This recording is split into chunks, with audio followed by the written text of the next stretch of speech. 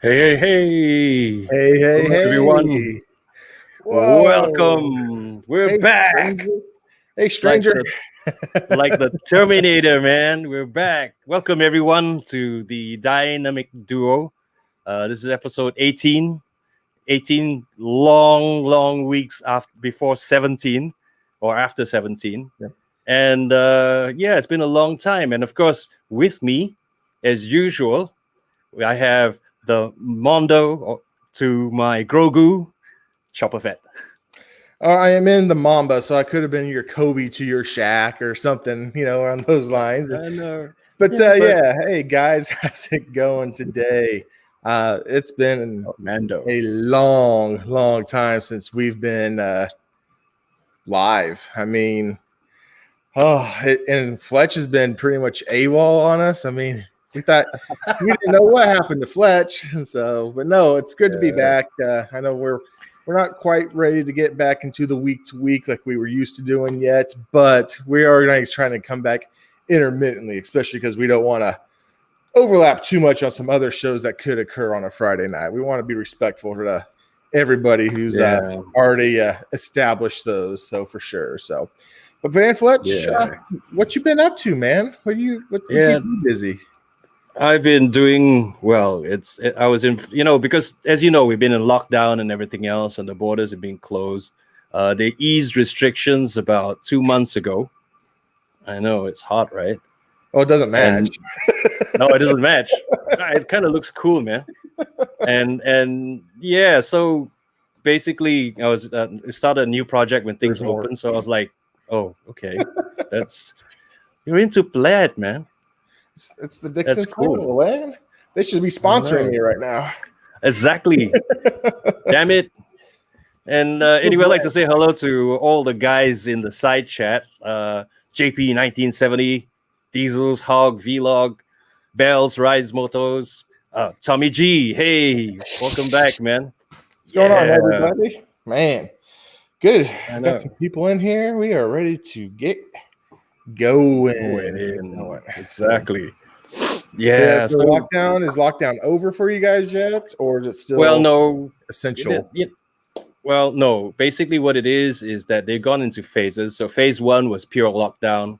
Phase 2-ish, or phase 2 plus, as they call it, was when most of the people could go back to work, but they have an A and B team kind of, but not in my case because we started a new project, so I had to be there for the last 2 months. So the first month was transition, and then November was just basically cleaning up bullshit, and then continuing across December, right? Yeah. And then I'll disappear because it's almost Christmas, so I'm gonna put on I'm gonna put on some weight and put on the white beard and go. Jake Fletch. Exactly. Nobody knows this, but I'm Santa Claus. All right. No, damn it. And what about you, man? How's things going, man? Oh, excuse me, beer burp already.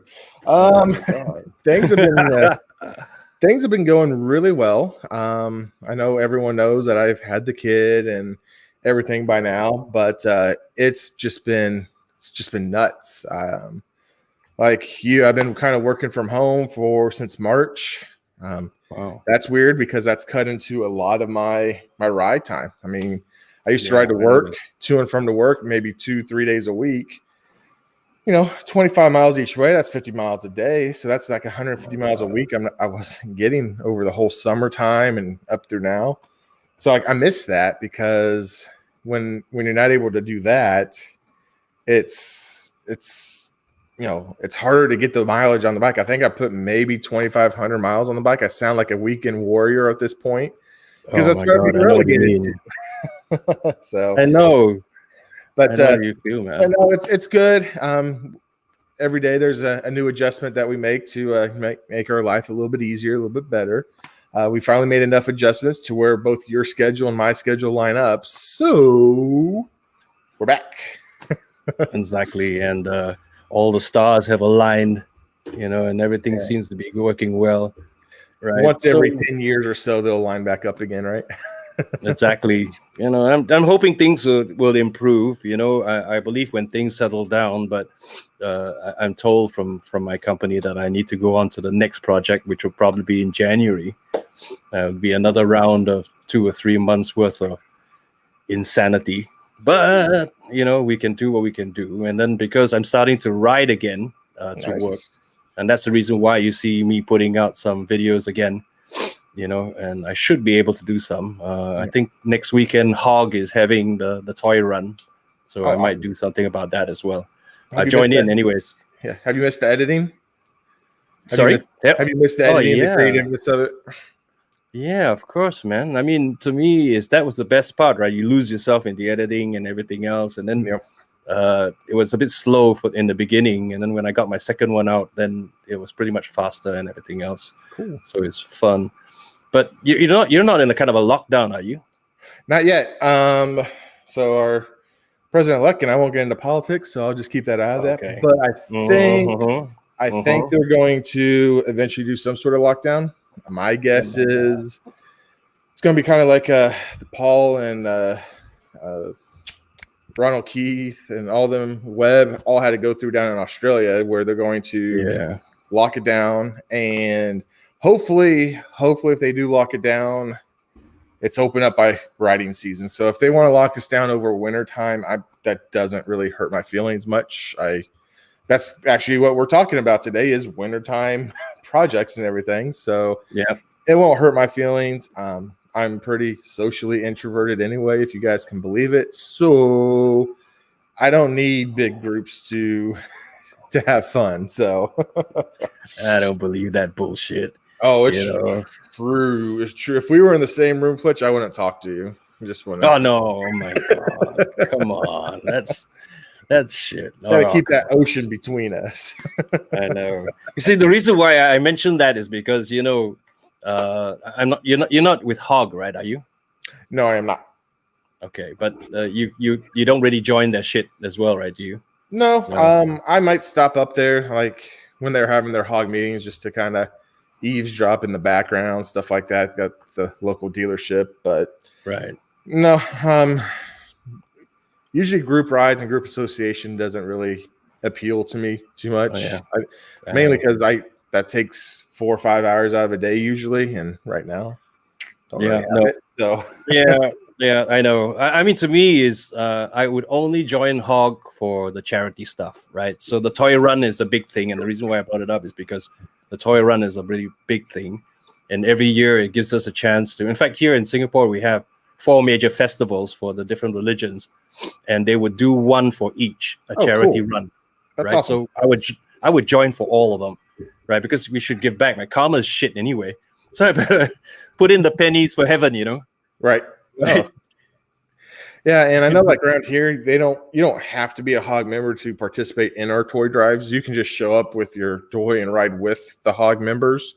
So they're pretty relaxed, at least the groups around here. And then we have a couple other groups. There's another group who already did a toy run, but they did it in like onesies, like adult pajama onesies.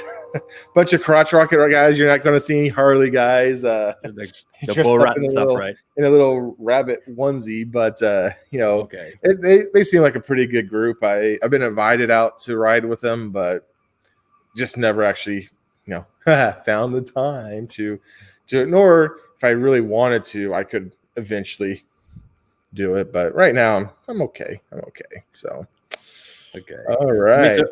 To answer Tommy G's question, how many bikes do you get on the toy run? So now, because of the C word that's going on, right, still, so what happens is that usually it's big. We have a couple of 100 bikes if not 1,000 joining in, because it's charity. We pay a fee, and then we also donate and everything else. So everybody wants to get into it, right? But this year, because of the dreaded C, they're breaking it up to a minimum of like 25 bikes. So it's like every hour on the hour, we go out for a ride, but it's just a ride around Singapore and then back again to the dealership. And then just someone's there just to collect the money. And then later on at the end of the day, give it to the charity that you're supposed to give it to. This year, I think we're probably looking at, it might work out to a couple of 100 bikes, but it's like it starts off at about 9 o'clock in the morning. Every hour on the hour, a group goes out, goes for a ride, comes back, and then do the bullshit and take the pictures and donate the money and what have you. So, yeah, that's about the story anyway. All right. Anyway, so I'm gonna go ahead and put the link in the side chat. Cool. Right, so you can get people in and tell us what they've been up to, and stuff like that. Right. So Singapore. So is this technically your guys' winter time over there right now, or are you southern or are you northern or southern hemisphere? We're right on the equator. Oh, so it's just always summer. Yeah, and it's rain and sunshine. That's it. We could pretend it's winter time now, right? Because it's raining half the time. If you look behind me, you can see, here. If you look behind me, the sun's shining, but I'm sure right after this, it's gonna fuck me up, right? And fucking start raining, right? Because I was planning to go on a quick ride and get stuff. Here's what we'll do in the future. If you got forecast for sun and we're supposed to broadcast, you have to broadcast from your bike. That's all there is to it. So figure it out. Live stream from your bike. Because StreamYard, as long as your internet connection is good enough, you can do live streaming from. You have to broadcast from your bike. That's all there is to it. So JP. Live stream from your bike. Because StreamYard, as long as you're There we go. Your audio. Yeah. Hey, buddy. How's it going? Guys, what's up? I just had to mute the YouTube feed. I was getting an echo. Yeah. What's up? Man. What's up, Fletch? I just want to say how good it is to see you. Hey, thank you very much, man. I reached out to Chopper and I was like, is Fletch okay? What's going on? And I guess you just been busy. We had quite a few people reach out to me to make sure good old Fletch is okay. So, but I don't know why we didn't just reach out to you, but he's a scary man. I know. He's a scary man. Remember what I said earlier, right? My second job is it's coming to Christmas, and I'm gonna put on massive weight in the next 2 weeks and put on a white beard and go get my reindeers, right? So Sammy, my little dog, actually is a magical reindeer. So I'm gonna get my sled out and shit. So okay, I don't know whether to believe you or I'm not sure what's going on here. So because I think the reason why I say that is because I think why people don't want to reach out to me is because they want to be on my nice list. Stevie's right. No one gives a shit about Chopper. You guys were talking about winter projects, yeah? Yes, sir. Let me show you what I got. You want to see? Yeah, please. See, my buddy Chopper Fett helped me pick out my new helmet. Oh, nice. Yeah. Nice. That's what I like to do heading into winter is buy a new helmet. So anyway, my what I'm working on right now, and I'm not going to do it tonight. I kind of started it, but I got to mount I've got my mic already in there. It's I got my cable to go to my GoPro. I'm using a GoPro 7, and then I've got this guy right here, right? So I'm going to set it up just like my other black motovlogging helmet, but the showing. But what I do, and I want to share this with you guys because I think it might be helpful. It comes with this glue, the 3M glue on these little pads, these little mounting pads. Well, that stuff sucks. It's not enough. Mm-hmm. So what I use is this stuff. I don't know if you guys have heard of this. It's this Sugru moldable glue. Okay. Oh yeah. It's a little messy. It comes in these little sealed packets.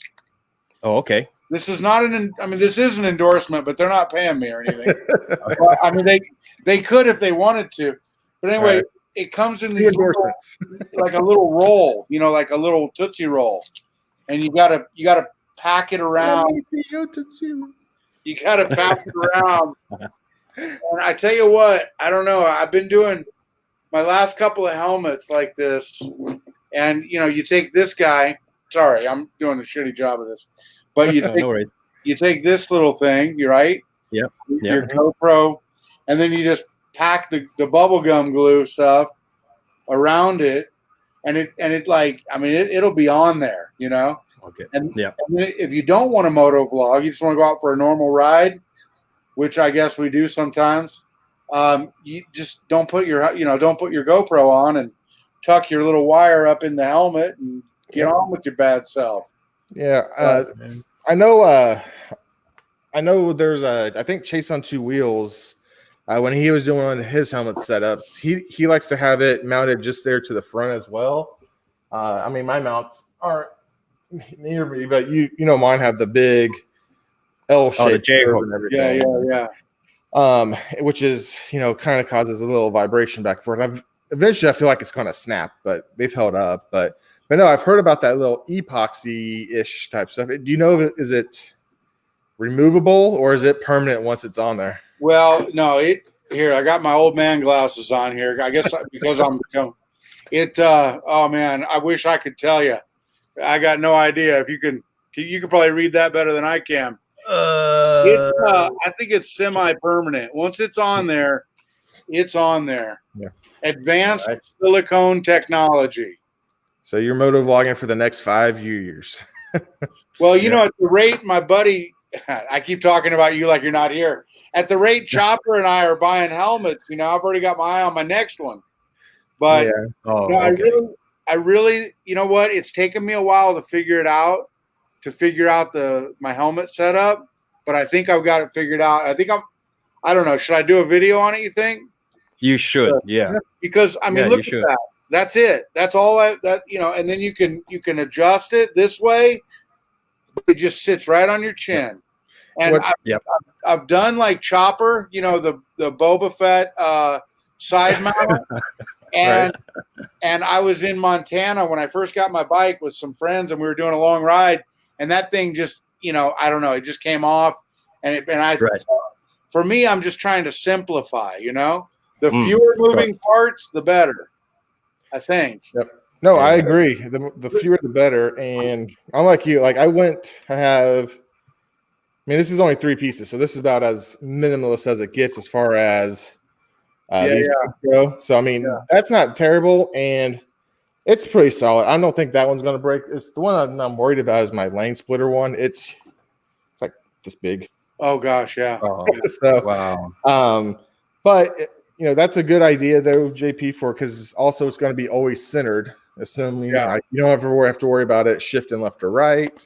Right, it goes where it looks where I look. You know. Nice. Exactly. But like I say, you know, it's like anything else, right? It's a process, and we figure it out, trial and error. But I think I got it. I think I got it figured out. But I'm not going to be using the new GoPro, you know, the 8 and the 9. And Chopper, I know you're using the 8. Yep. I don't know what we're going to do with the mic situation on that. So I'm going to use that as a handlebar cam. Oh, for the 8? Right. Yeah. Yeah.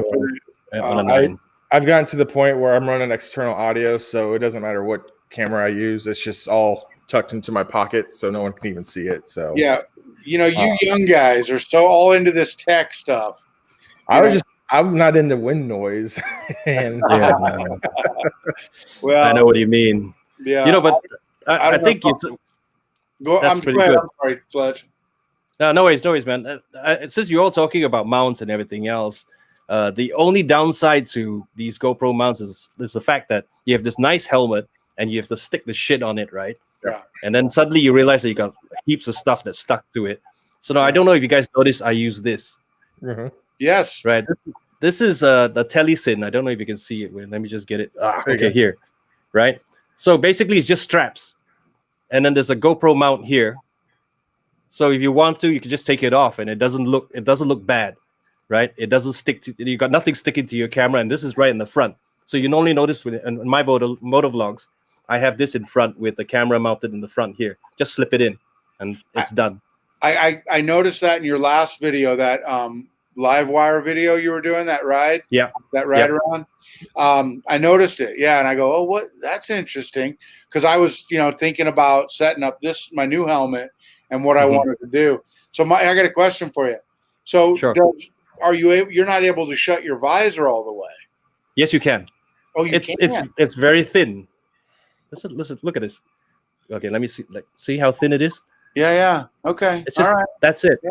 Right? It's just a couple of straps. Easy. Okay, cool. Let me just get a few people in.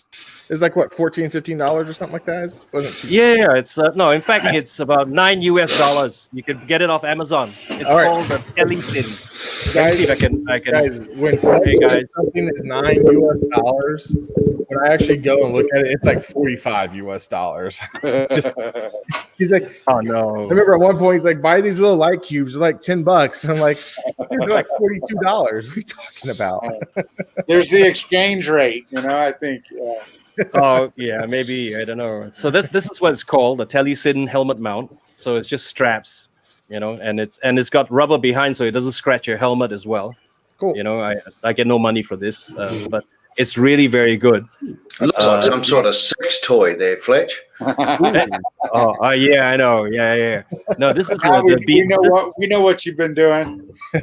Right? Absolutely. Pretend I'm Batman. No. Yeah.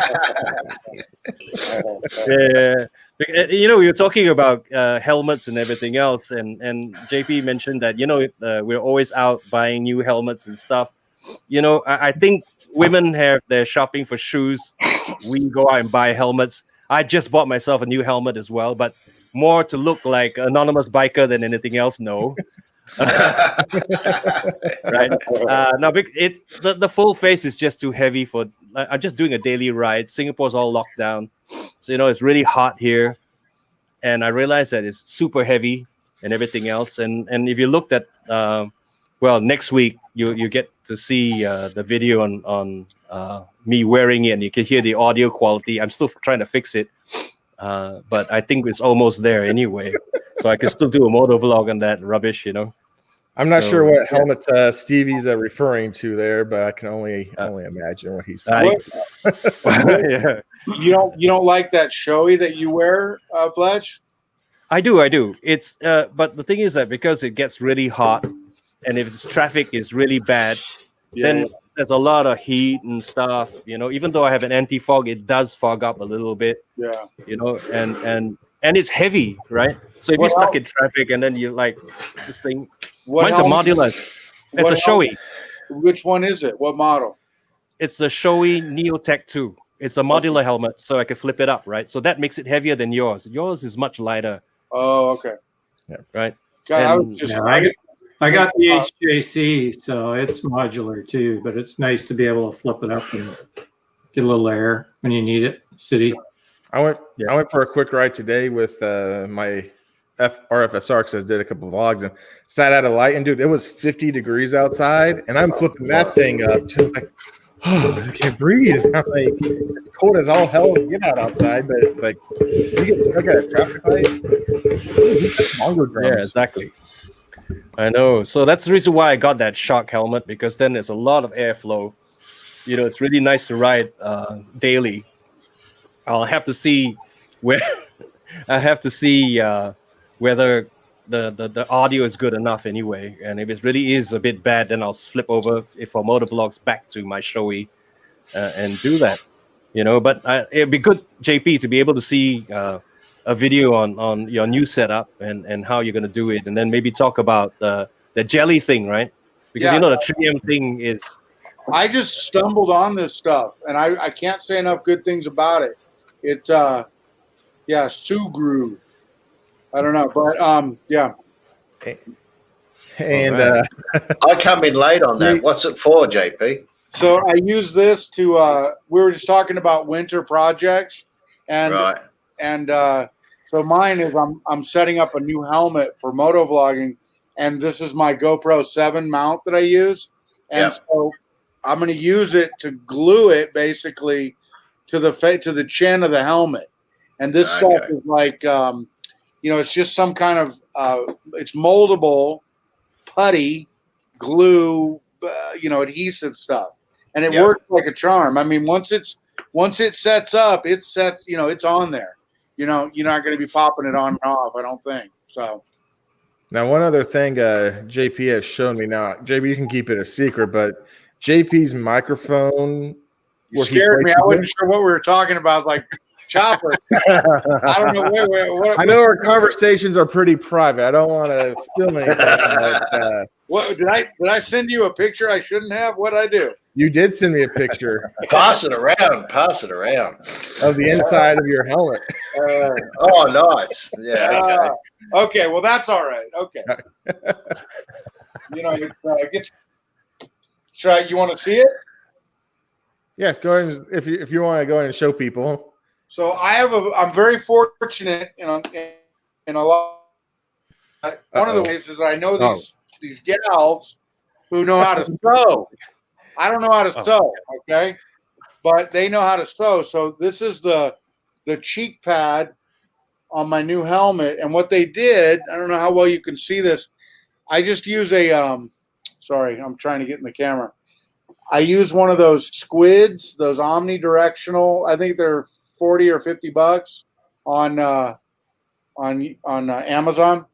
Anyway, what she did was she's able. I don't even know what she did exactly, but she's able to sew, to undo the stitching somehow, some way, and run the microphone cable inside the cheek pad. So this is the part that'll be. I'm really doing a terrible job. Nice. This will be the idea. This will be like right That's here. Good. That's good. And then the return, that's going to plug into my GoPro, just drops out, and it's only like 4 or 5 inches, and then I can just plug that in. But that's a good idea. Yeah, I like that idea. Wife or a girlfriend, or anybody that can sew. I guess it's people who know how to do it. You go, oh yeah, that's. I mean, literally, it took her 30 minutes maybe. Yeah. And I think she went to the bathroom during that time, so might take less. But I'm pretty stoked. And then I'm just gonna put the excess here. I'm just gonna put that. I've already done it. I just put it in there, and then put it in the helmet. And I think it's gonna be pretty slick, And I have my other helmet. She did the same thing, but we didn't. This one's better, Like everything, the second time you do it, it's a little bit better. I agree. So I think you really should do a video on that, because I think that's a really good idea. It's the cat pass.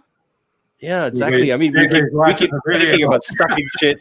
We're stuffing shit everywhere. Yeah, I know. Trying to figure out where to put the damn thing is, but oh, there you go, that cat. That's Molly. That's Molly. That's what I have instead of a wife. Is she's not as good, but. Oh yeah, sure. Yeah. Yeah. So I think you should, because I think that's a good idea. Yeah, you're saying, sorry, Jarvis. I used Q3's Cardo, one of the little microphones, the flat mushroom stick-on ones that you'd put on the bar of your full-face helmet.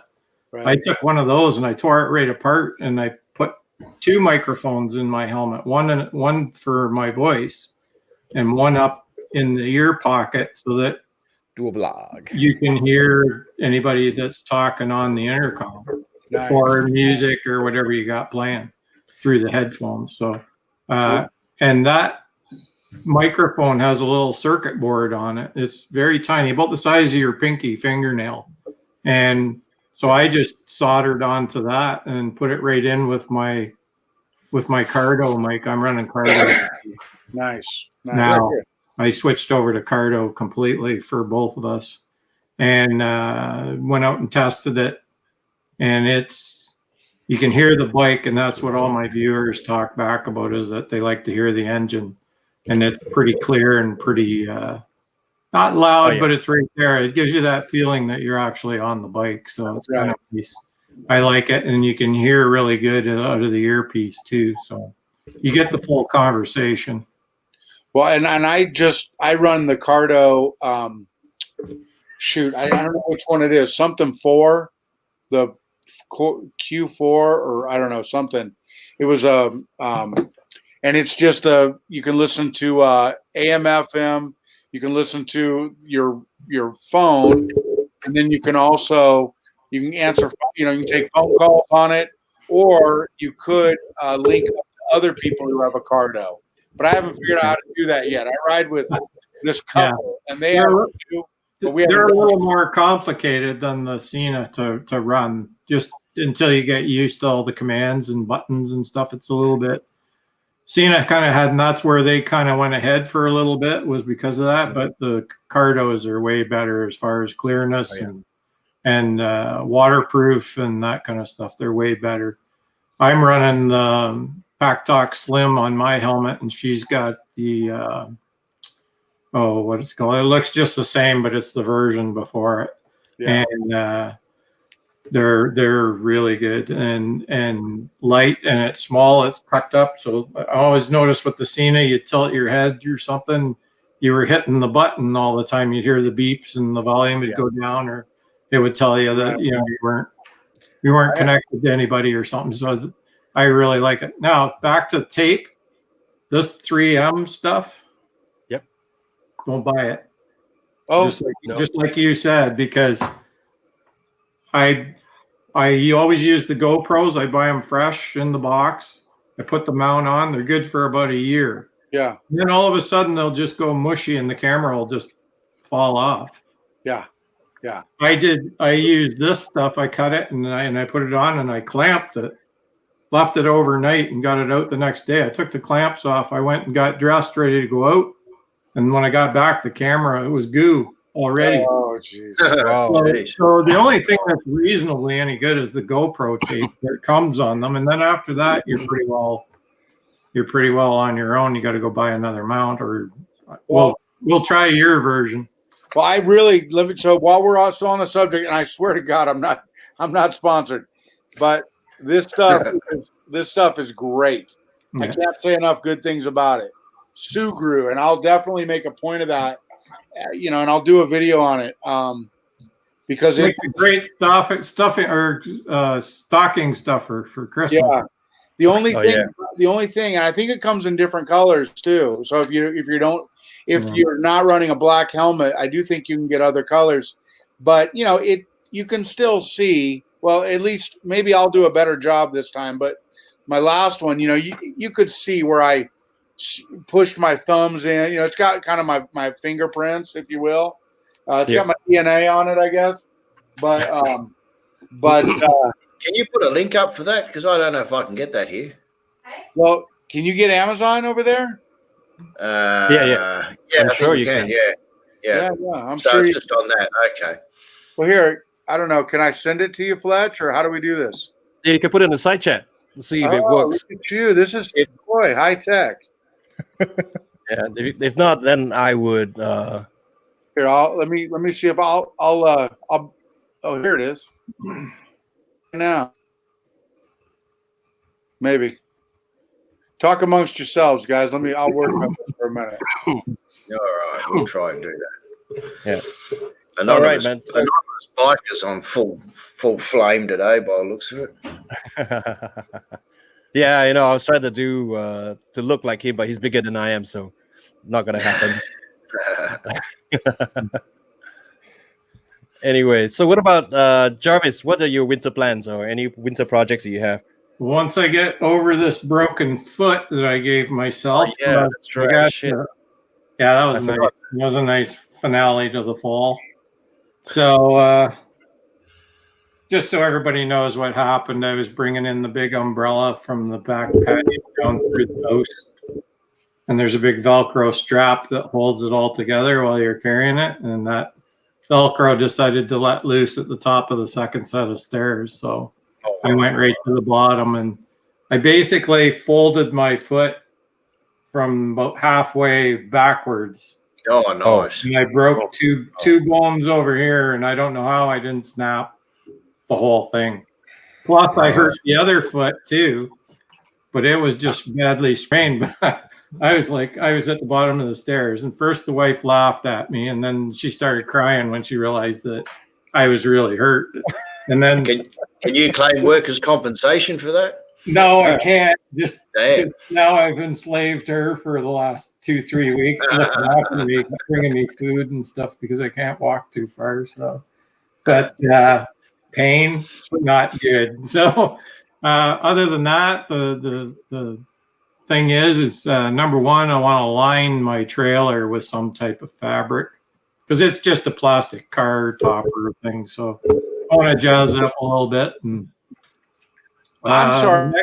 Say more time. You were walking. What were you doing exactly? Who's that? JP. Oh, sorry, buddy. The umbrella down the stairs. Okay, down the stairs, and you just slipped. Was it icy? No, it actually the Velcro strap that holds it all together. When you tie it up, it undid on the stairs and took me out. Oh, geez. Okay, I'm sorry. I was trying to picture all that. It was a big crash, and then there was a lot of yelling. Yeah, I bet. Yelling. And then I had to dial 911 for myself because she was a bucket of poo. She couldn't even function. She wasn't any help at all. So, and then she went and got the neighbor, my buddy across the street. He come over. All he was doing was cracking jokes, trying to make me laugh, and I'm like, dude, it ain't working right now. So. Yeah, it was a bad scene. So the next thing is the gold wing. I've got to take the bottom pan off. There's a couple of marks in the paint that I want to probably get touched up, maybe get it powder coated to the same color or whatever. Make it a little bit tougher. And while it's off, I want to clean all up in underneath the bike there, all that spot that you can't see on the gold wing. So. Coolant change, that's coming up for that bike because it's had a lot of miles on it. Looking into a new seat for the Concours. Probably, I'm kind of leaning towards a Corbin seat for it. Good the guys that all have that, the 1400 Concours, they seem to like those seats. So I'm still investigating that, but because I had such success with the Ultimate seat, but Ultimate doesn't make one for the Concours. They only make for cruisers and gold wings and stuff. So, So I'm going to go with probably doing that and just getting it tuned up, ready to go with all new plugs and antifreeze and brakes have all been done. So we're good there. Tires are all fresh. So not a big winter for big projects. So I'll put it up and just shine it up underneath there. I want to get all that, get the oven cleaner out and get the grunge off and spray it down and button it back up again once I get that. Well, I got some powder coat people that work for us at work that I think I can get a deal on and slide it in for a nominal fee. I hope and get it done. So. Get it at cost. Yeah. Well, we're still hamstrung here for going anywhere. Like the only place you can go that you can really travel is to go north. And, after September, that's a no-go too, because it gets colder and they start getting bad weather up there right away after September, October. So you're kind of shot down for doing much out there. So when's the next time you can ride? I mean, the foot aside though. I mean, in terms of weather. I don't know whether they're going to let me take the cast off on Monday. It's been on for two full weeks, and it was broken for a week before that.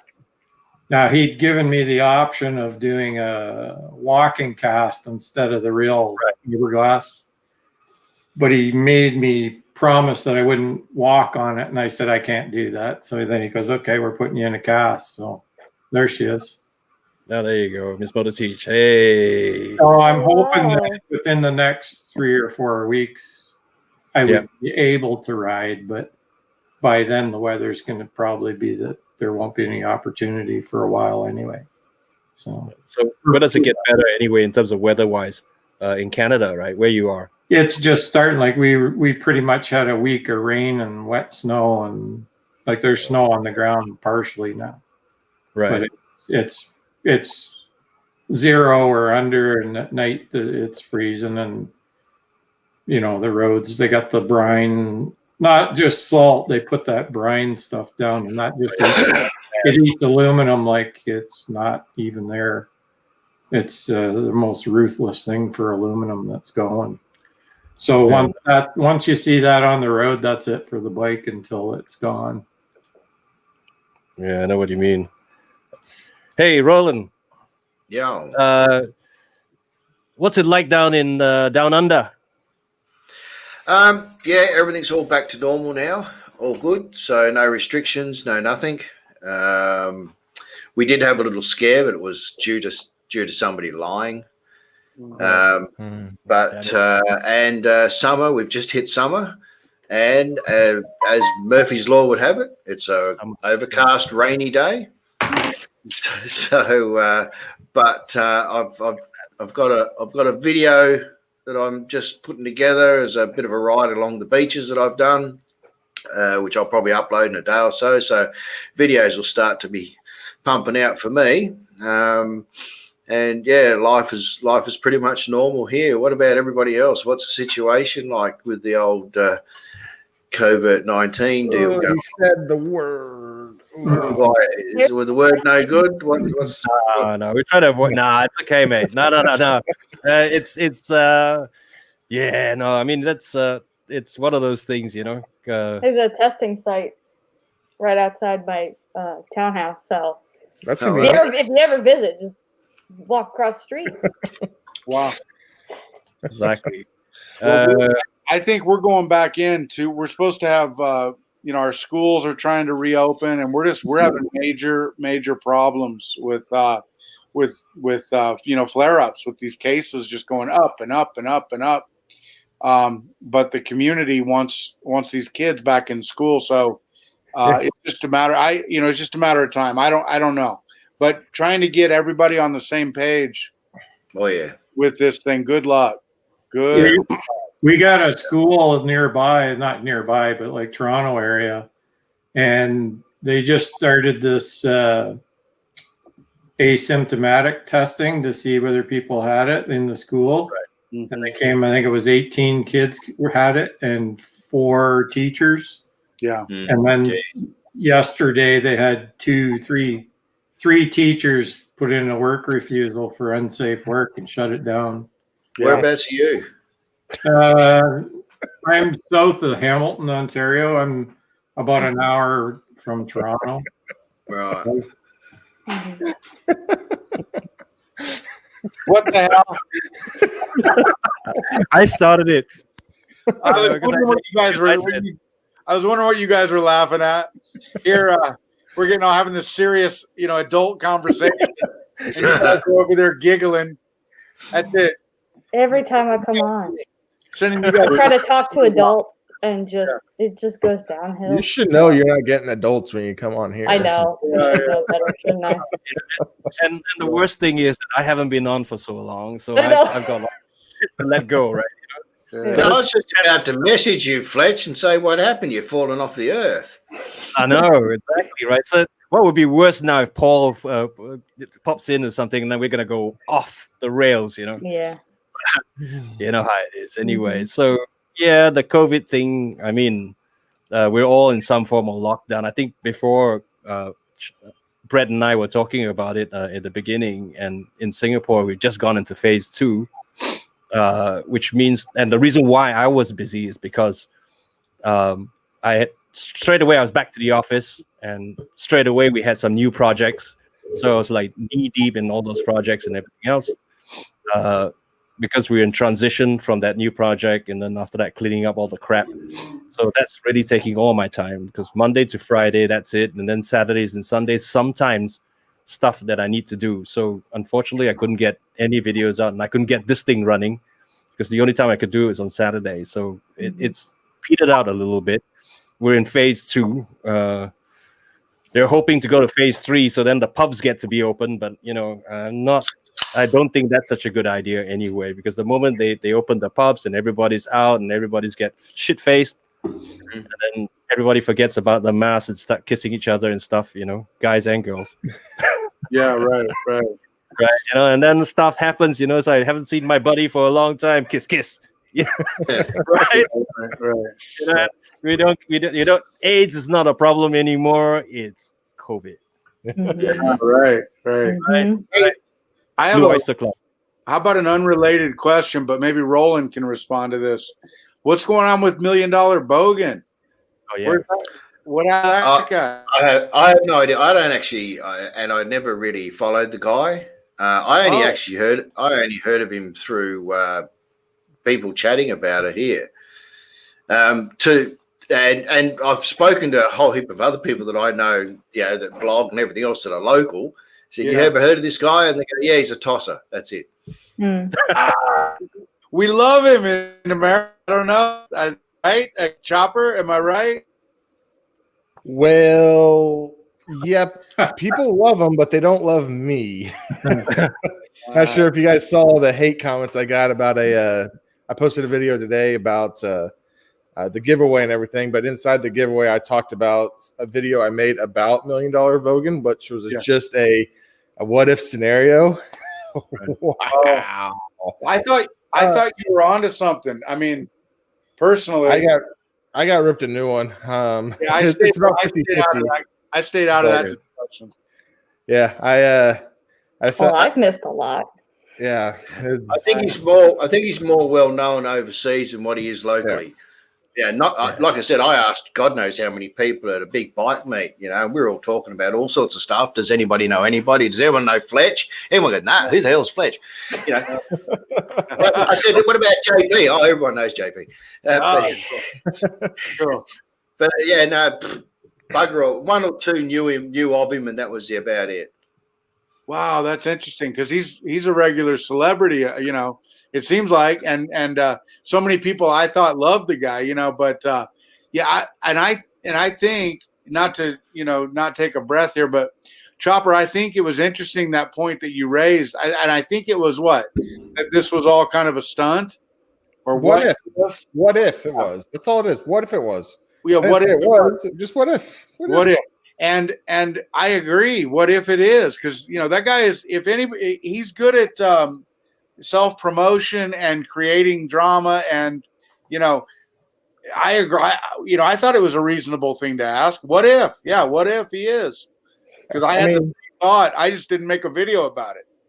Let's put it this way: he's gained, since all this started, all this controversy, he's gained about 10,000 subscribers. Yeah. So I mean, publicity stunt or not, he's accomplished something, whether he set out to do that or not. But whatever. In short, what did he do? I mean, I got no idea, and nobody else knew either. I don't know either. There was a don't know who he political is, correctness thing or something. You can't say things, you can't say this, can't say that, and there's a big upheaval against Harley-Davidson. Never buying a Harley-Davidson again because you guys were mean to $1 Million Bogan. What, did he slag him off, or was he not Harley-Davidson, or vice versa? He was at a Harley dealership when he was saying some things, and Harley caught wind of it, and they're like, "Hey, man, basically, you can't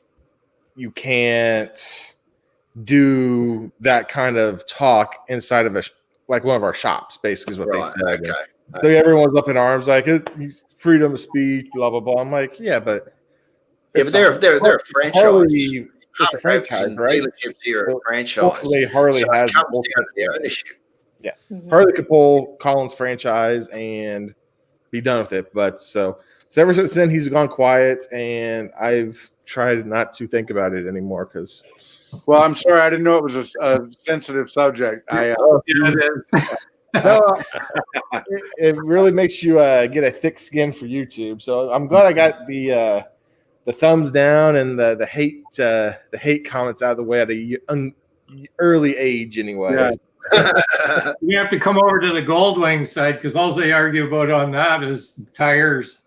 That's all they tires. Well, tires I'm picking up. Who's got the bigger tire? I got a car tire on mine. It's best. No, it's not. Oh, jeez. So that begs the question, and I was going to ask you, these Goldwings, yeah, I've been, kind of looking at them going. I know everybody has. I mean, what's the one that's like? It's the bagger. It's what is it? The F6B. F6B. Yeah. Well, now it's called the Goldwing, and the Goldwing bagger, or the Goldwing tour, they call it, with the trunk. Yeah. So the full tour one, they call it the tour model, and the F6B is now just the Goldwing. But from 2017 down to 2001, they were the F6B. Now, what do you do? There's some nice F6Bs out there that look pretty cool. Like guys who customized them a little bit, they look pretty cool. They look real cool. I mean, I'm like, yeah. God, if I, man, I look at those and I really think about all the comforts, I mean, all the technology. Go ahead. I'm sorry. The only thing about the F6B is it doesn't look like the others have cruise control, and the windshield's adjustable, so you can raise it up probably about 7 or 8 inches. You can raise it up. So if you're on a long tour and you want to keep the air off you and your rider, your passenger, you can slide it up. On the new one, it's power, like on my Concord, but the older Goldwings down from 17 down, they were all manual. But the F6B is like a Harley. It just drops in and screws in on the windshield, and they don't have cruise control either. Why would they not have cruise control? That seems crazy. Especially when all the others of the model has it. Even like my Goldwing is the base model for that year, 05. And so it doesn't have anti-lock brakes, and it doesn't have the heated seat or the grips. I put aftermarket heated grips on it, but it's the plain Jane, and it's got cruise control. It's got, and they came, all of them, with the hookup for a CB radio. You just had to plug it in, put it in, and put the antenna on it. And you're pretty happy? I mean, other than the broken foot, I mean, before that? Well, I wasn't a Goldwing type rider before that. I was like a Concord type guy. I was long haul, but hard and fast, and like to get in the twisties and give it. But once you get to know these Goldwings, you find out that they have probably the lowest center of gravity next to like a Boxer BMW, like because of the type of engine that they have, and you can drag the pegs. I think one of the guys that has the record on the Dragon is actually a Goldwing rider with a trailer. Jesus. I met Boots and Jeans riders, came through northeastern Nevada. Yeah, good channel. Really good channel. And they were all riding Goldwings, man. Yeah. And I was like, all day. You can ride all day. You can be stuck in traffic, and your engine isn't baking you to death. It's geez, but, that's something. Like I ride with a guy. My whole riding group is all Harley now. The last Japanese bike went this fall, and the guy bought a Ultra Classic. Beautiful. I did a little video on my channel with it. But I really like the Harley. Like if I was going to get a third bike, it'd probably be like a Road Glide. Really, I really like the Road Glide. I like the style. I like the stature of it. If you know what I mean. They have that. You guys look at them and they go like, oh yeah, okay. So you're not like really pushing the Goldwing then, or the Concord. Oh, I any of them, I would say, like, hands down, the Goldwing for touring, all day touring, 16 hours in the saddle with like minimal break, not the 100 miles and stopping. It would be every tank you're stopping. Yeah. But you get off the bike, you just fill up the tank and go again. You don't even step off the bike. That's how comfortable they are. That's the thing. I mean, I know with as much as I love my Heritage, which I absolutely love it. Mm-hmm. The most I've ever done is probably 400 miles in a day, and I was ready to get off of it, you know. So well, I just did the Harley Day Rider. I don't know if any of you guys know him, but HDR. He did a challenge. It was a 500-mile challenge in 12 hours, and I did it in 7.5 on the Goldwing. wow. Yeah. I was going to ask Jarvis, what is the capacity on the Goldwing now, in terms of petrol? Oh, how many gallons is that, or liters? I think it's like 6-point-something gallons. I think isn't it 6.5? I think it's I think it's 6.5 or 6.4. That will make it about 25 liters. Wow. Yeah. So you can go a couple of hundred. You're over 200 usually. Like you're getting about, well, like on that run, I was pushing it. I was pushing it hard. The COVID rules were in place out on the 401. So that's the big 6-lane highway, and COVID rules are in place right now on them big highways. So where you would have got a ticket at say 30 over before, you got to be doing about 35 or 40 over before they'll pick you off now. wow. Because everybody's going. So 30 mile an hour over the speed limit. Is that what you're saying? Kilometers. Oh, kilometers. Yeah. Shit, The rule is back in the old days, like when I was a young guy, and the cops would pull you over for speed, and they're like, 10 mile an hour over, we won't even touch you any more than that. So then it got converted to metric, so it got bumped up. So like on a big highway where you're doing, say, the speed limit's 80 kilometers now, where in the old days it used to be 60 mile an hour, and the big highways were 80. Now it's on the 100 kilometer or 100 kilometer an hour is like what you would do. So 20 over on the 80 kilometer roads, and on the 100 kilometer roads, you're good to 120 to 130 to 85 now. Wow. They won't even pull out and look at you. We have a 3 kilometer an hour over limit. 35. Yeah, you're doing about 35. They won't touch you, but you do 36, 37, and there's a line, and it's don't cross it.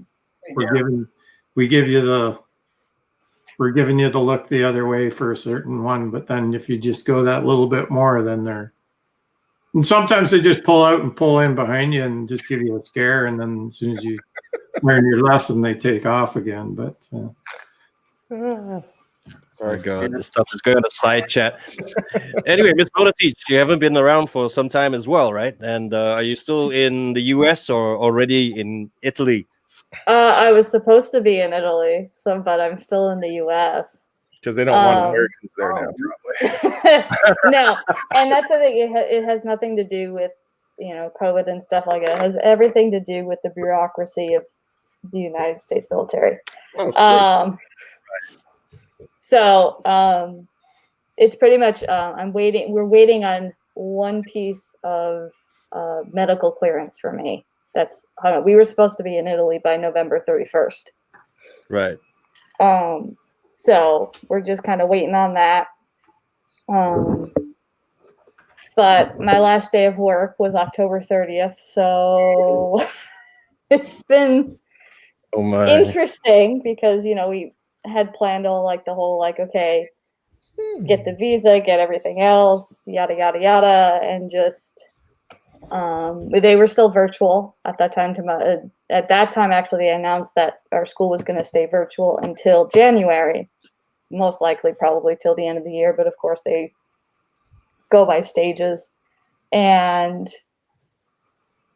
everything was just a little hard and stuff like that. So, but it was riding.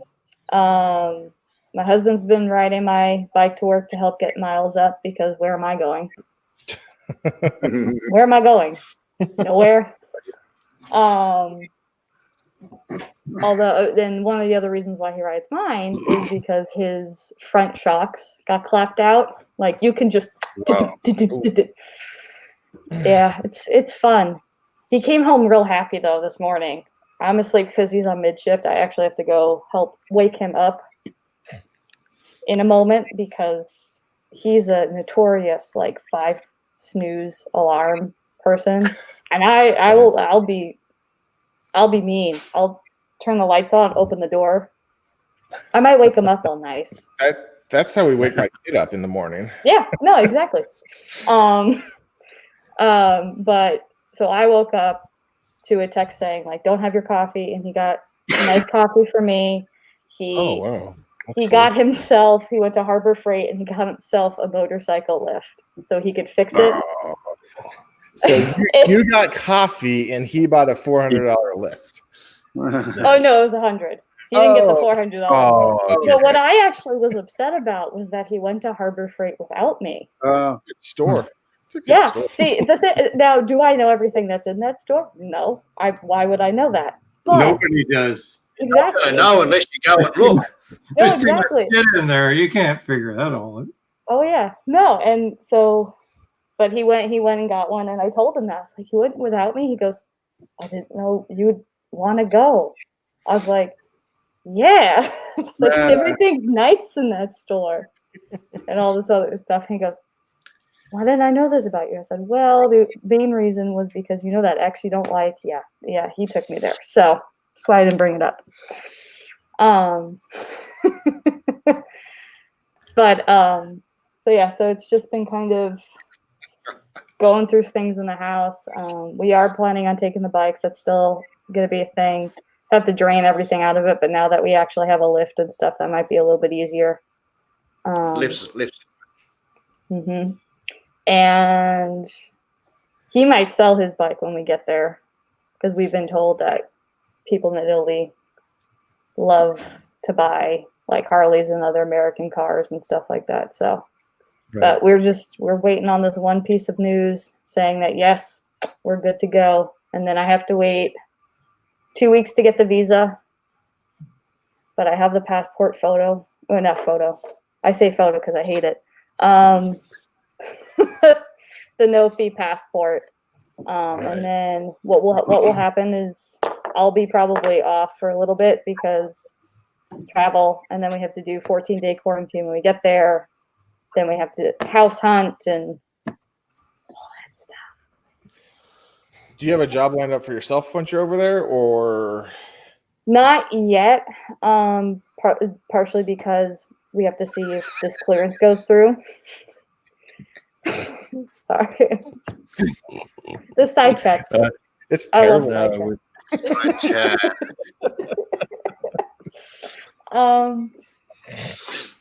But as of right now, they do have a school on base, so I'll be a substitute because I will admit, not being in charge of my own classroom right now it's been nice. It's been real nice, but that can, in a sense, the loss of that kind of independence where it's like I can go out and just get something,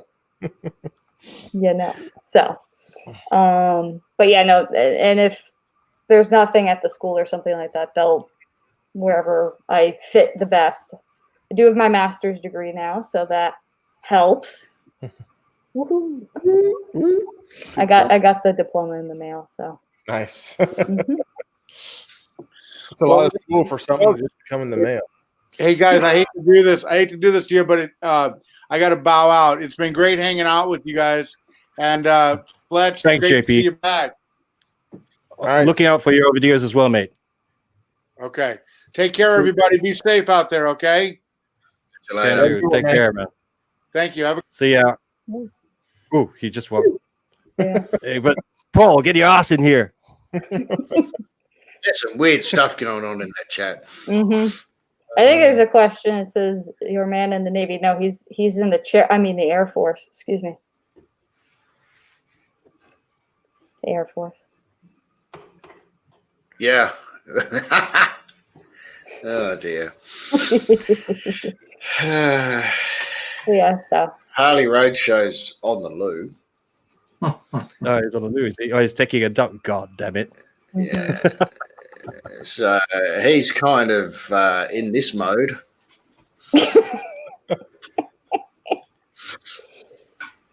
All right, guys, this is great. Now went and got my my sundowner seat, put it on the stool. This is nice. Mhm. I've got my microwave heat bag. This is for Paul. That does good on the back. Is that the Blue Oyster Cult or Blue? Yeah, the oyster bar. Yeah. Yeah. Oh my! You'd have This is those for over Paul. in Singapore, wouldn't you? Yeah. I got one of these as well, mate. Yeah. Oh dear. Look at all the bikies, mate. Yeah. Look at the bikies. Mhm. Oh my god. I'm gonna be right back. No worries. No doubt with this going on. Well, this is the best part. What are you talking about? Oh man, where are we? Yeah, there we go. Yeah. That's a little fun anyway. So, Ron. Yes, so sir. it's actually summer now, right? Yeah. I keep forgetting it's the opposite, right? When it's the northern hemisphere is winter, it's summer in Australia. So that would probably mean that you're just out riding when you can. So no restrictions there, right? No restrictions. Best time to ride though is probably after about 7:30 p.m. when it cools down a bit. Right. But yeah, we still got sun until about 9-ish, 9:30. Oh, that's nice. Yeah, or early in the morning. But no, it's good to get out again because our winter's been very long, very rainy. Lots of wind. It's just been not inviting weather to go look out the window, go, yeah, let's go for a ride, And it's been even worse to take out my MAvic Mini because that'll just go, Oh, yeah. Talking Yeah. about that, I mean, I've got my eye on the MAvic Mini 2 now, so I don't know if I'm going to go ahead and get it because What's the apparently difference it can handle. between that and the one? It's a little bit bigger, I think, isn't it?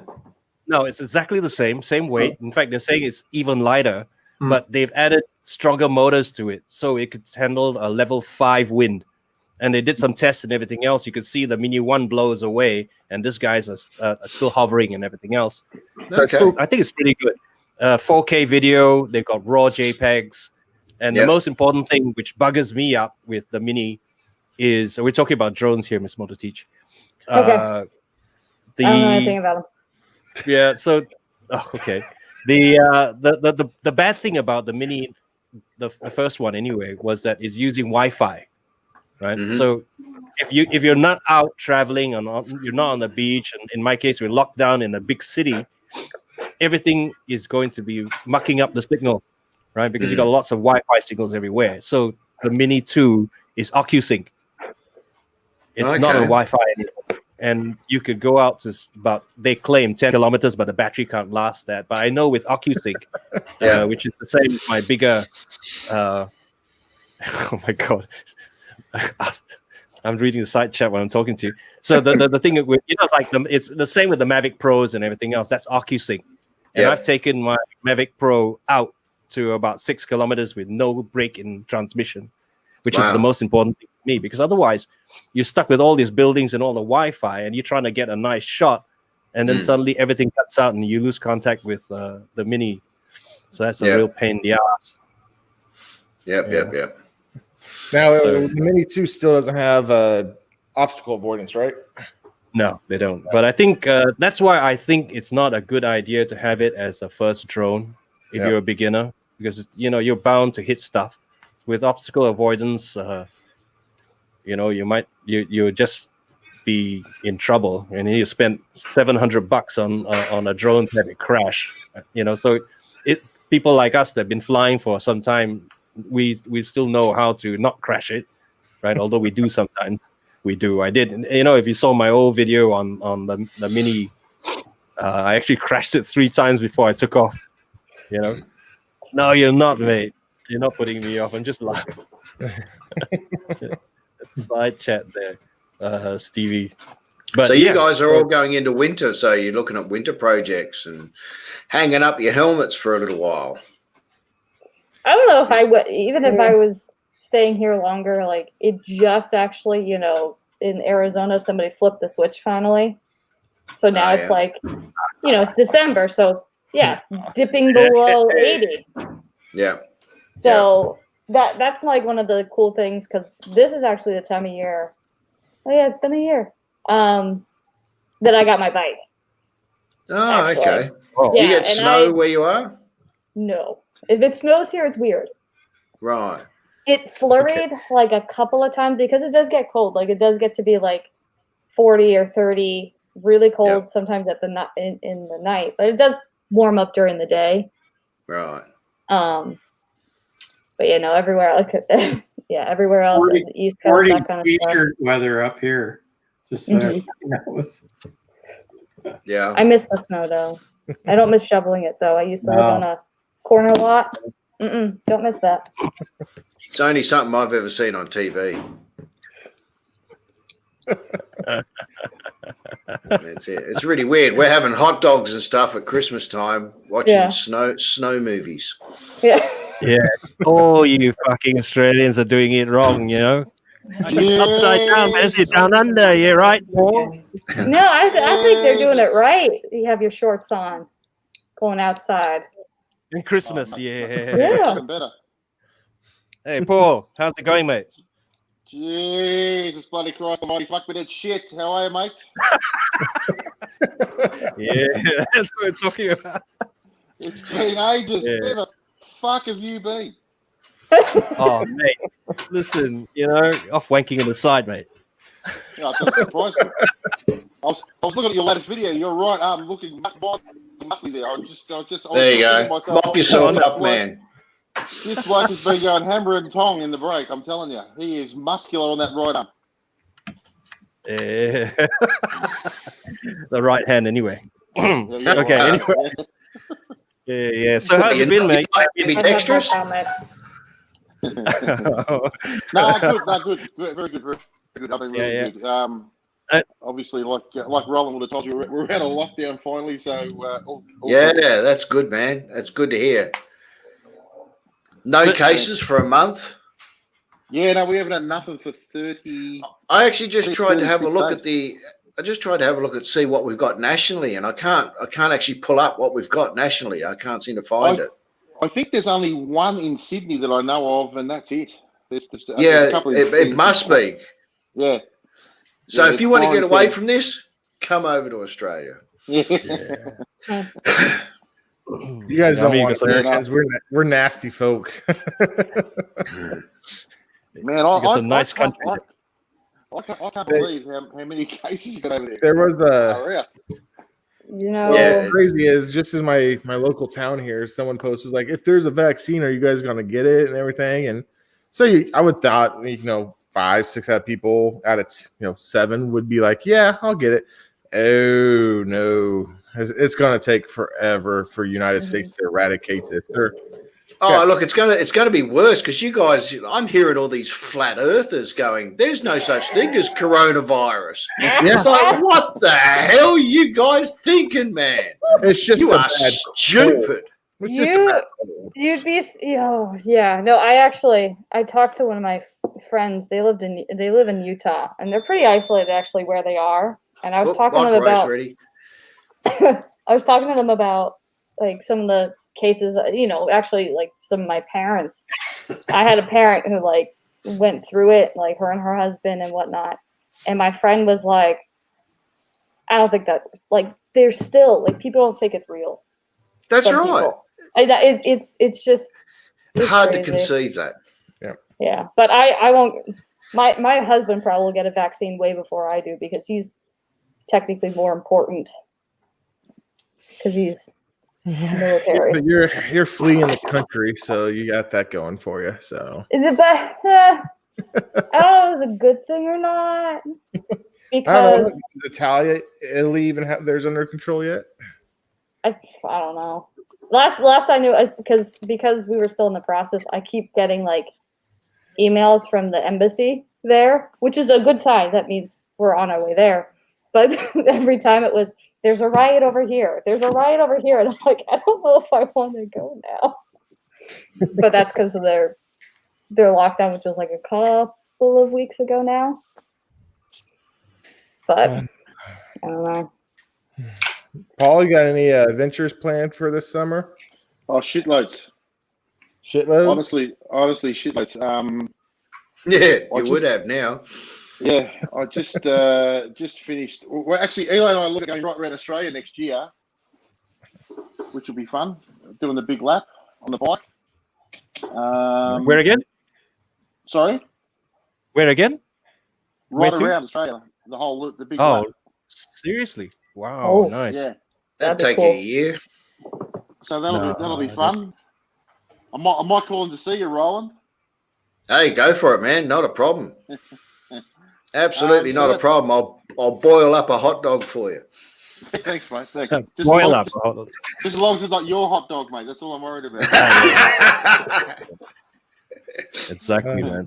I love the roads in Australia. I mean, the last time I was there, I did the Nullarbor, but that's about it, and I would love to do it again. Oh, some of them are well over 300 km/h roads. Oh yeah. Well, that'd be fun. Easy. So we're going to go up the east coast, up to the top, as far as we can go up the top. I'm not going to go right to the tip, because that's a pain in the ass. And then we'll scoot across to Darwin, then come back down through Broome, and down to Perth, and then back across. Come across that way, and whatever adventures in between. So, that'll be good. How long are you going to plan on doing that for? Oh, it'll be a couple of months. Yeah, easy. So, but it'd be good fun. But in the meantime, between now and then, it'll be we're doing. Who says stupid shit in the side chat? It's one hung low there. You know, he's the one carrying. I have no comment. Stevie's on a roll, man. Yeah.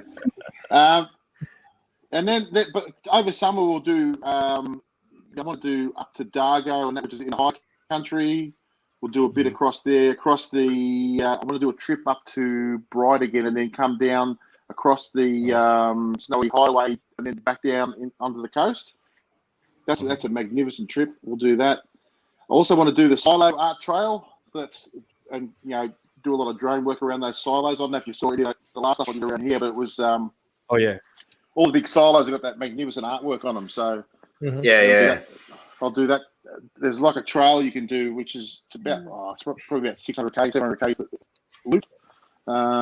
So we'll do that. I'm going to do that fairly shortly. That'll be over the next couple of weeks. But, just heaps and heaps and heaps planned, mate. Heaps. Because we've been locked up for so long, we're ready to go. That sounds fantastic.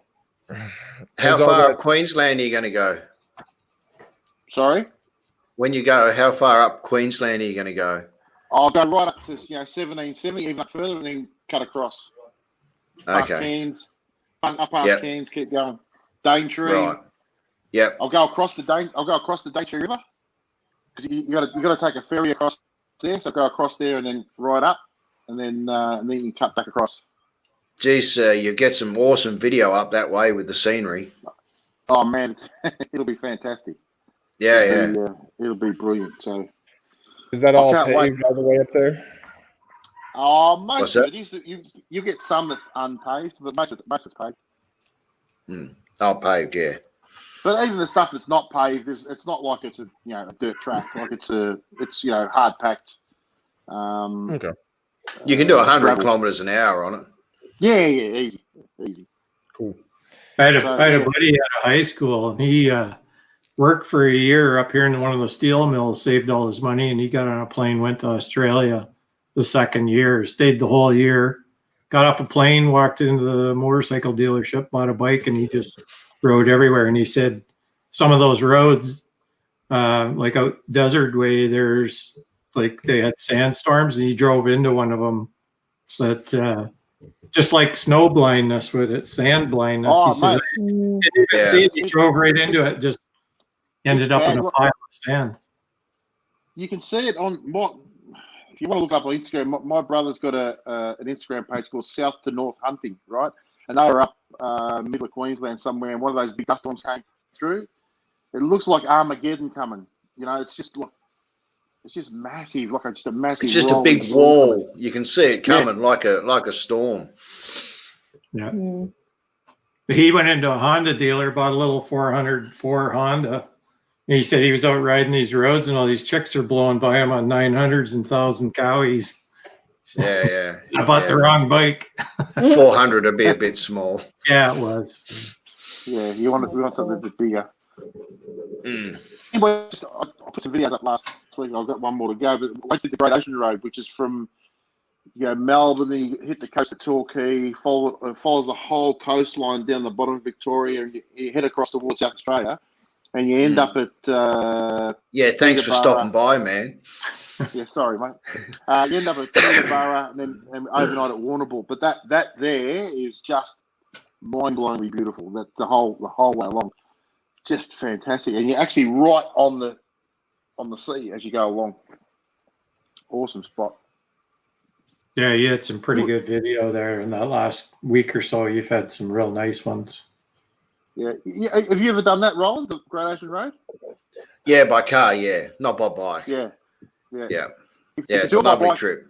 Yeah, if you do it by bike, do it midweek. You got nobody on the road. We had a ball. Yeah. Fantastic.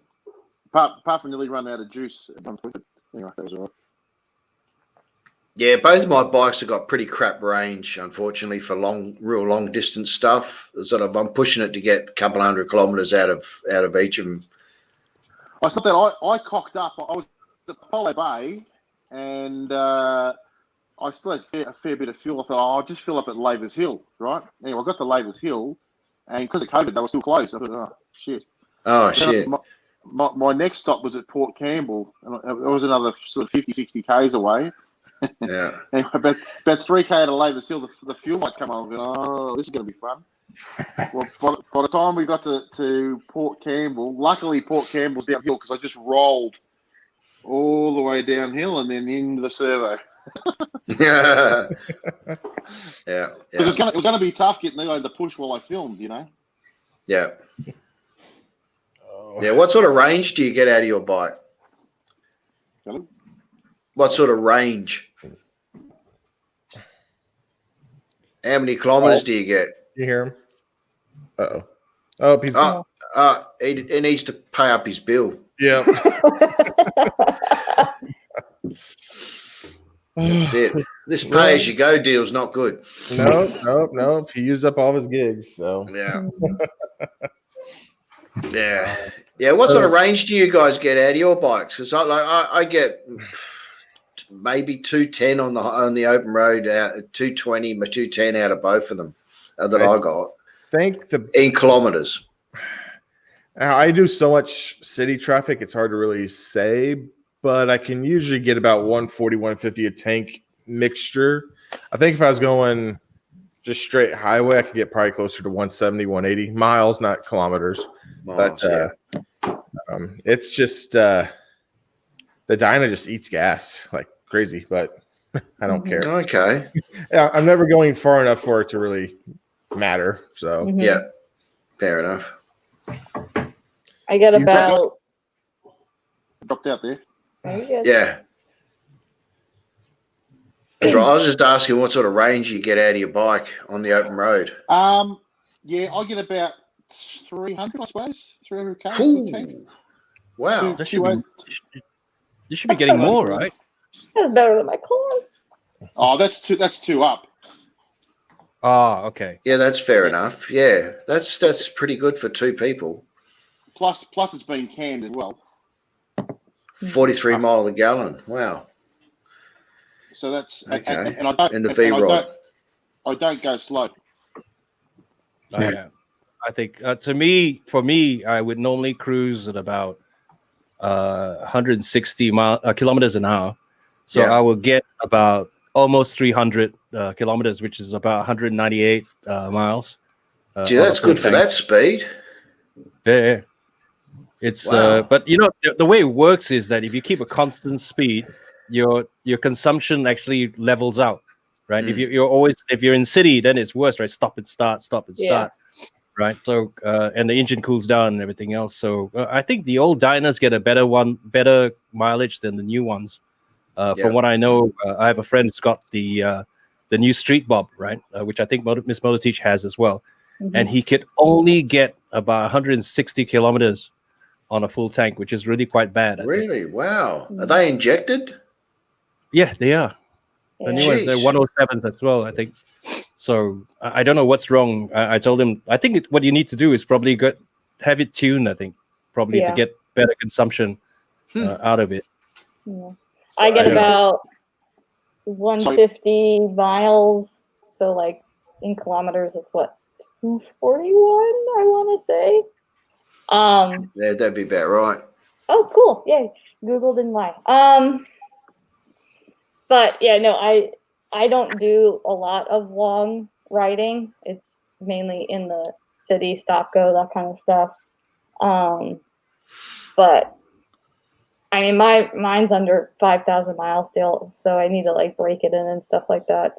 And also, Arizona heat, that might have something to do with it too. It would do. Yeah. Yeah.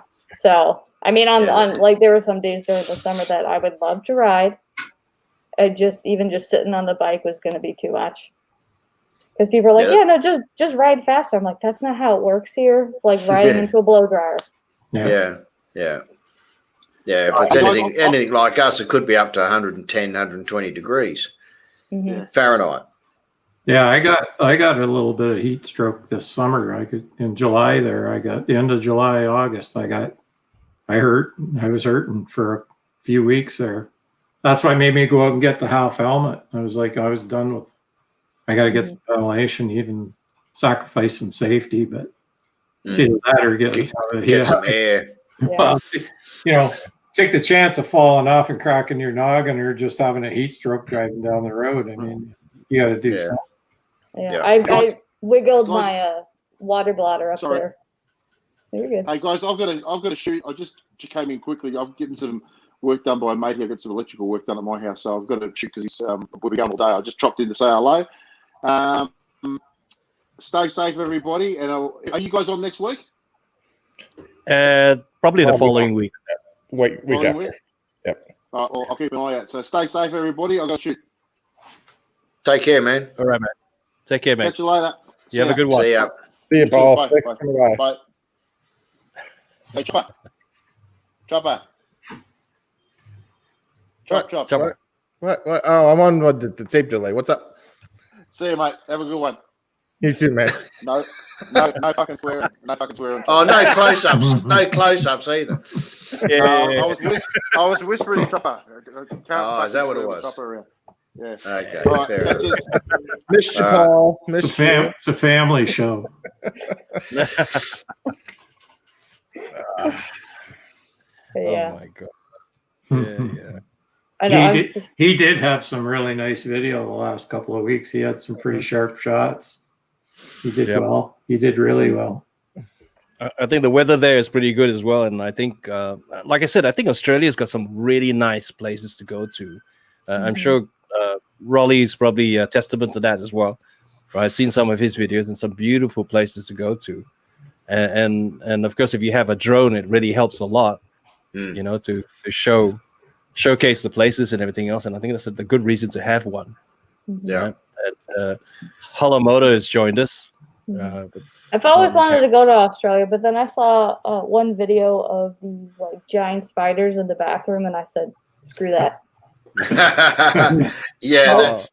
That's not. That's not in every house type deal. That's like God knows every other house. Okay. Yeah, now I can it's not the norm by any means. Okay. But that being said, I think you should look at Paul's one of his older videos that he did a trip to Brighton, I think, or Bright, in Australia, and he had bats in his room. Yes, yeah. Right. So that was a funny one. Yeah, but that was some flea bit motel he went to as well, Yeah, exactly. Yeah, it's a 4.5 motel. stars and above on Yelp. That's my role. So. Yeah.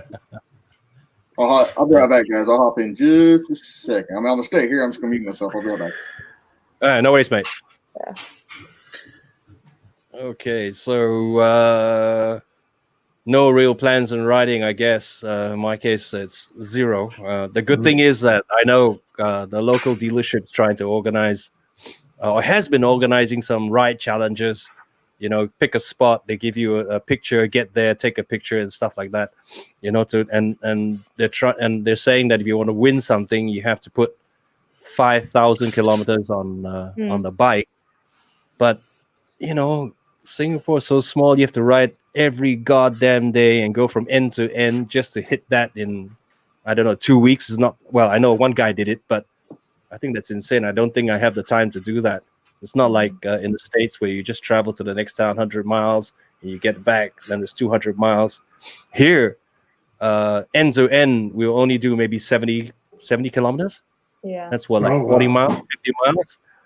And that's it, you know. I'll be riding all day just to get 100. Jesus, man, I'd do a burnout that long. Oh, ooh, oh, all right, some music there. Not sure what that was. That was not what my intention was either. You're not watching rude stuff there on the side there, are you? That music sounded a bit suspect. I'm trying to promote the channel stuff tonight. That's what I'm trying to do. Is that what it is? Is that what it is? Okay. The Litas do something to kind of help you get out there, but it's not like a ride challenge where it's a certain amount. They have like a sticker, and then what you do, it's a ride scavenger hunt. So anytime you go out to ride, it's like, okay, you take a picture with somebody else in the group, or you go here and you take a picture with somebody wearing the same like vest as you, or something like that. So it kind of helps you promote to get out there, but then it's not focused on the miles.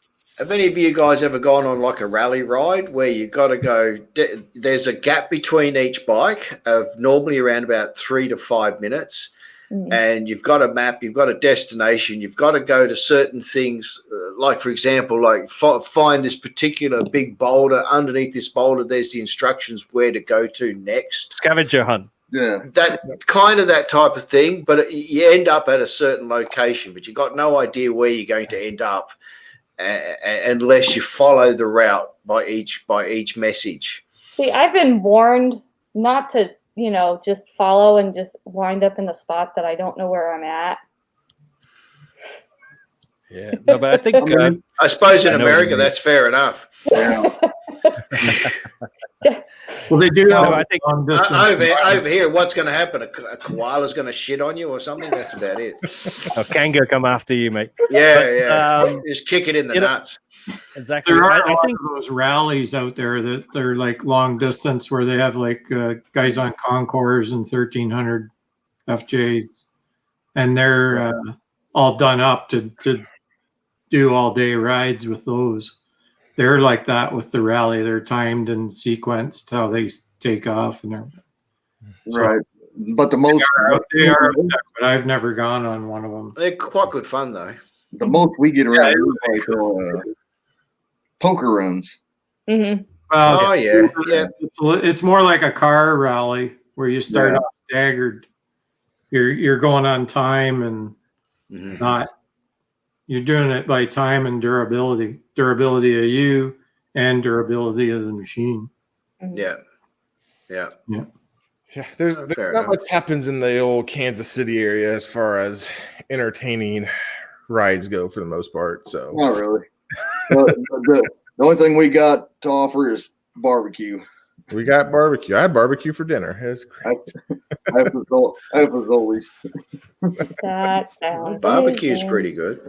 Mm-hmm. So you got Holomoto for wintertime. I know your bike probably almost put away for the winter, isn't it? Well, you see it sitting over there on the lift. Mm-hmm. Actually, I just got done putting it back together. I was putting on rear brakes because I got a ride tomorrow for a kid's birthday, and I bought the wrong rear brakes. So damn.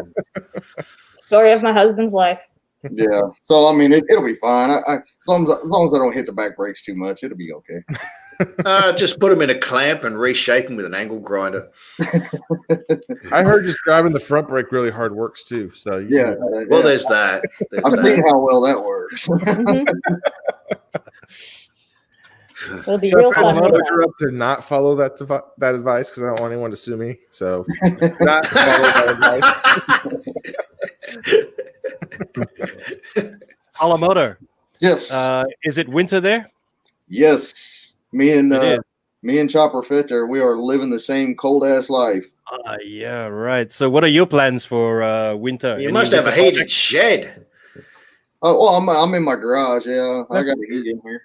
Yeah, right. My plans, you see it. This is my plans for winter. It's cold. I don't go outside. Fuck that. Any wrenching?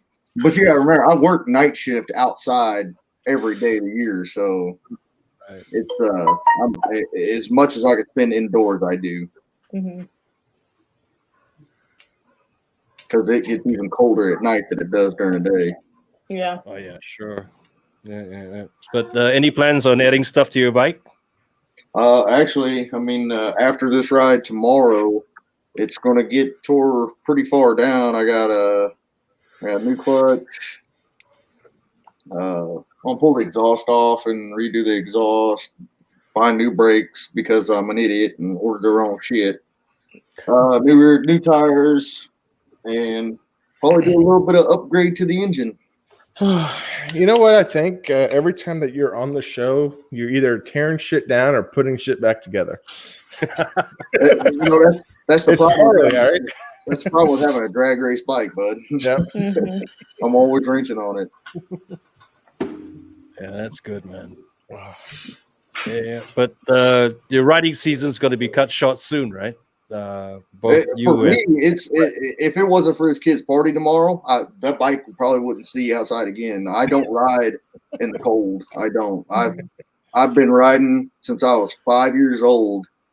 I don't have to prove shit to anybody. If it's cold, if it's below 60, I don't go outside. No. Yeah. It's that way with me for rain, So yeah, I get it. Oh yeah, I see a cloud in the sky. I ain't going outside. Not on the bike. I've done it too many years. I mean, 36 years of being on two wheels. I learned my lesson. I'm done. Yeah, I know what you mean. I mean, I was thinking that it's the morning here, right, for me, and it's about 10:30. And if you look behind me, the curtain, right? Initially, when it first started out, it was bright sunshine. I saw it. It's gonna bloody start fucking raining, pissed off. So no riding for me. Jesus. What's up, Anonymous? There's wind here right now. There's wind? Yeah. Yeah. No, around this time of year, it's just windy as hell. Yeah. That's what's been weird here. We've been unusually windy this winter. Yeah, our entire fall season, I felt, was like in the 20 to 30 mile per hour wind. It seemed like. Well, I mean, you live in Kansas, so you're used to it, right? I have nothing to block the wind here. Yeah, but we usually over here on this side of the border, because I'm only about 40 minutes from Chopper Fett, 45 minutes. Two different climates, though, and it's completely two different climates. I mean, you go to Kansas to Missouri state line, and it's completely different. But when a wind comes across Kansas, Missouri has so many hills immediately and so many trees it cuts it down, and it ain't right. This winter it's been windy.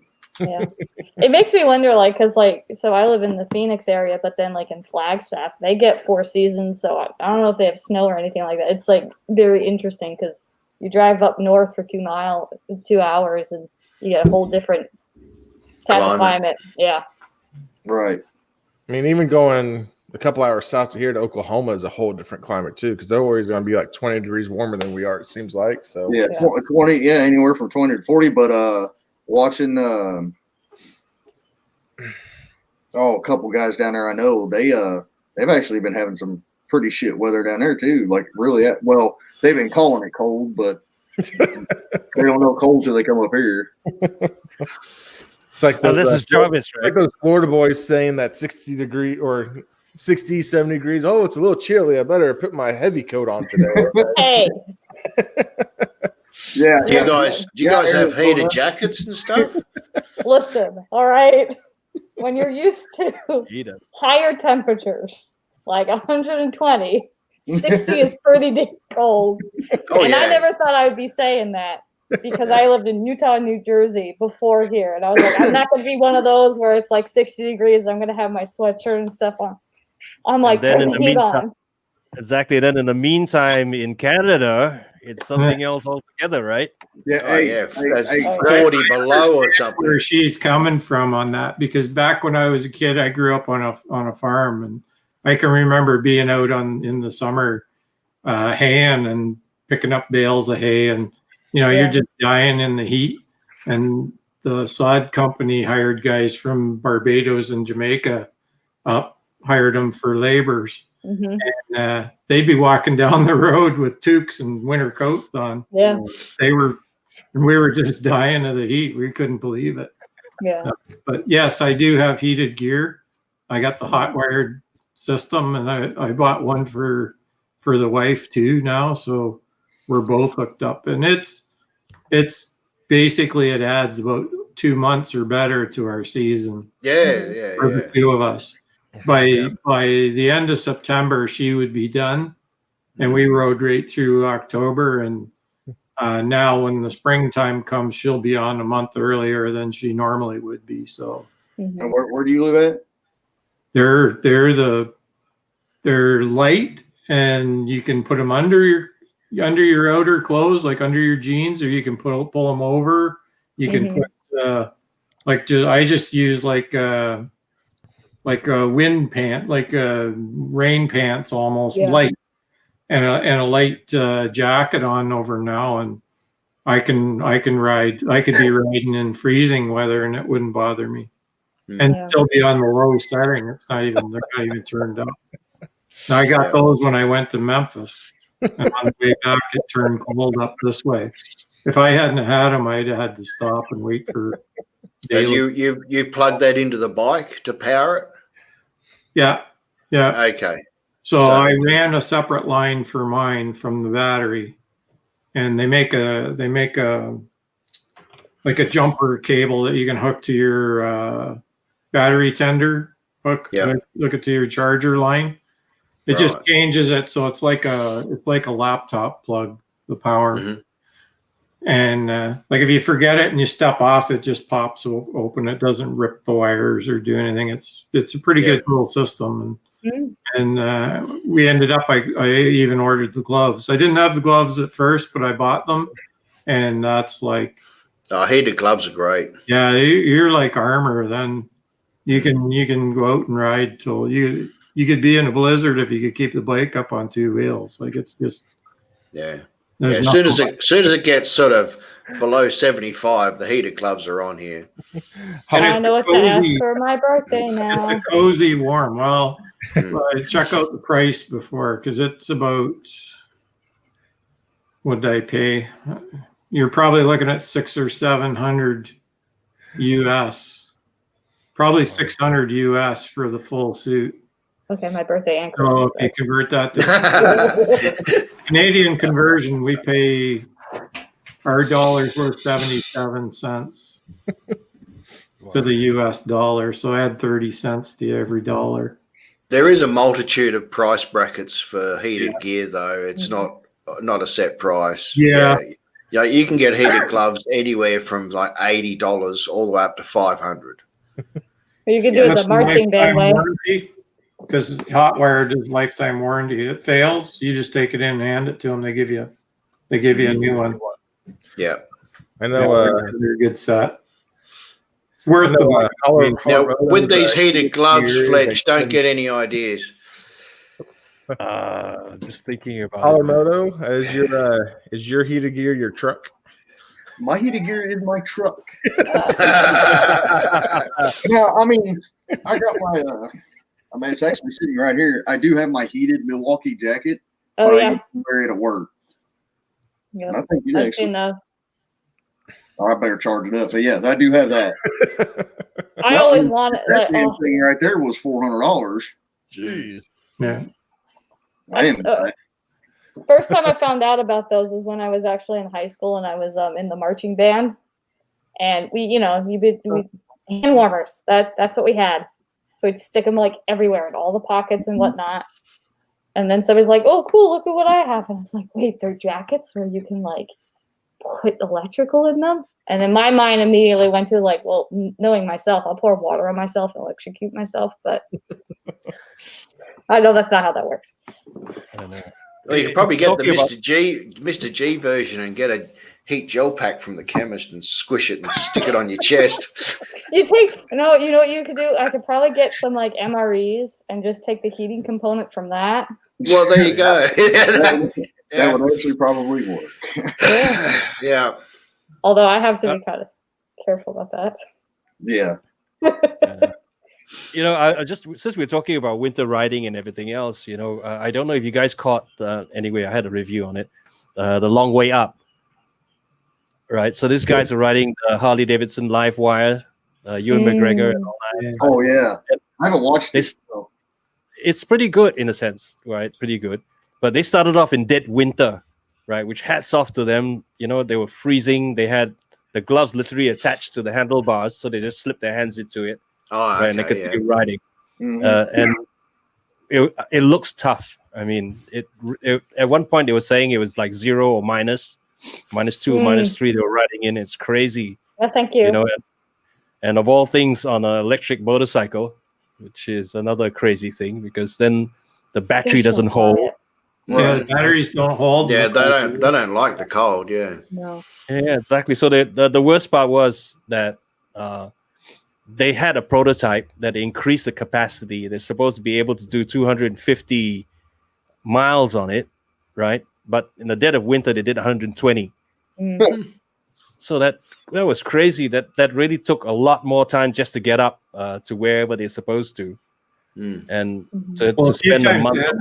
Beg somebody's house plug to plug into. Oh yeah, exactly. They didn't make it. They had their stops planned, but some of them they didn't even make it.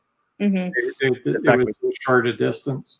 I know exactly. So I mean, they had this company called Rivian that they planned out their route, but they never took into account about the battery and winter. Yeah. And Rivian put out some fast chargers, but they never made it to the fast chargers. And what happened was that they had to depend on the kindness of strangers. So literally, they had to stop at this shop, you know, and said, "Do you have an electrical outlet?" And stick it in. And even then, sometimes it didn't charge. You know, that was a nightmare.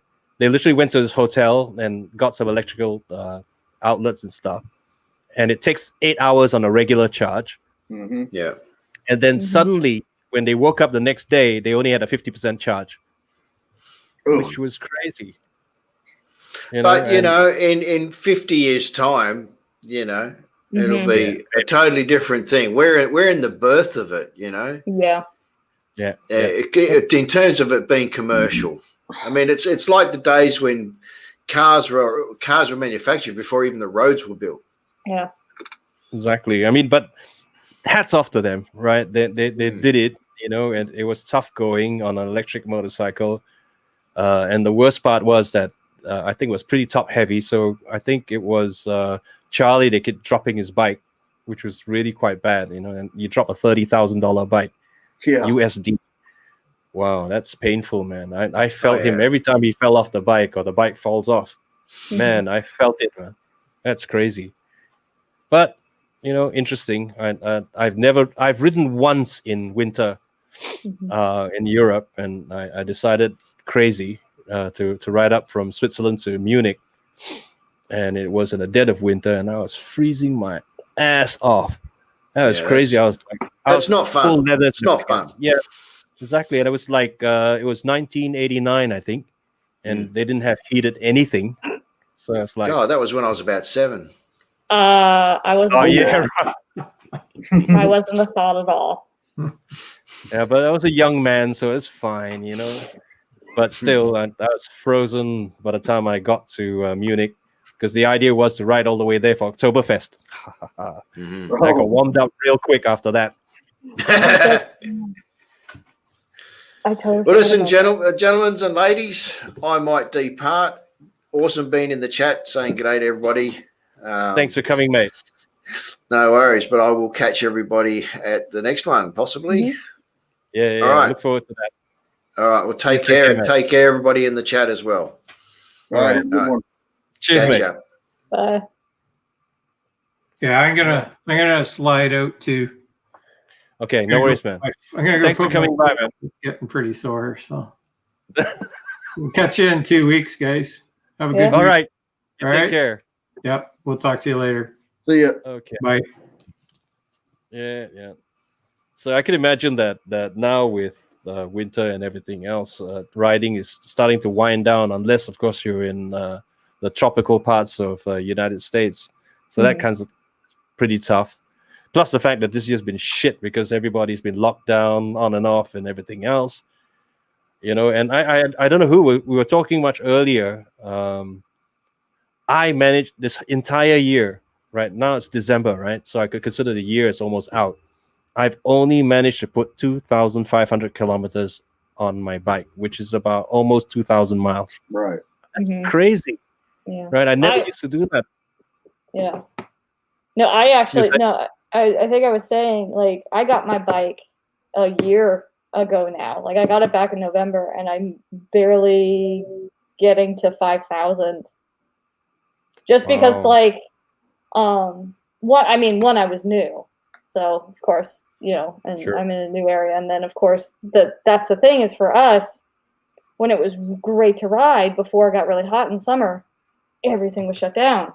Right. So, although some people did find solace in riding because technically that was social distancing and, you know, you don't always have to necessarily have a destination. You just ride around, maybe stop once or twice and whatnot. But then it was just everybody was supposed to stay home. And then for us, it got too hot too fast. And even at night, you can't even ride at night because it's still like 90 degrees out.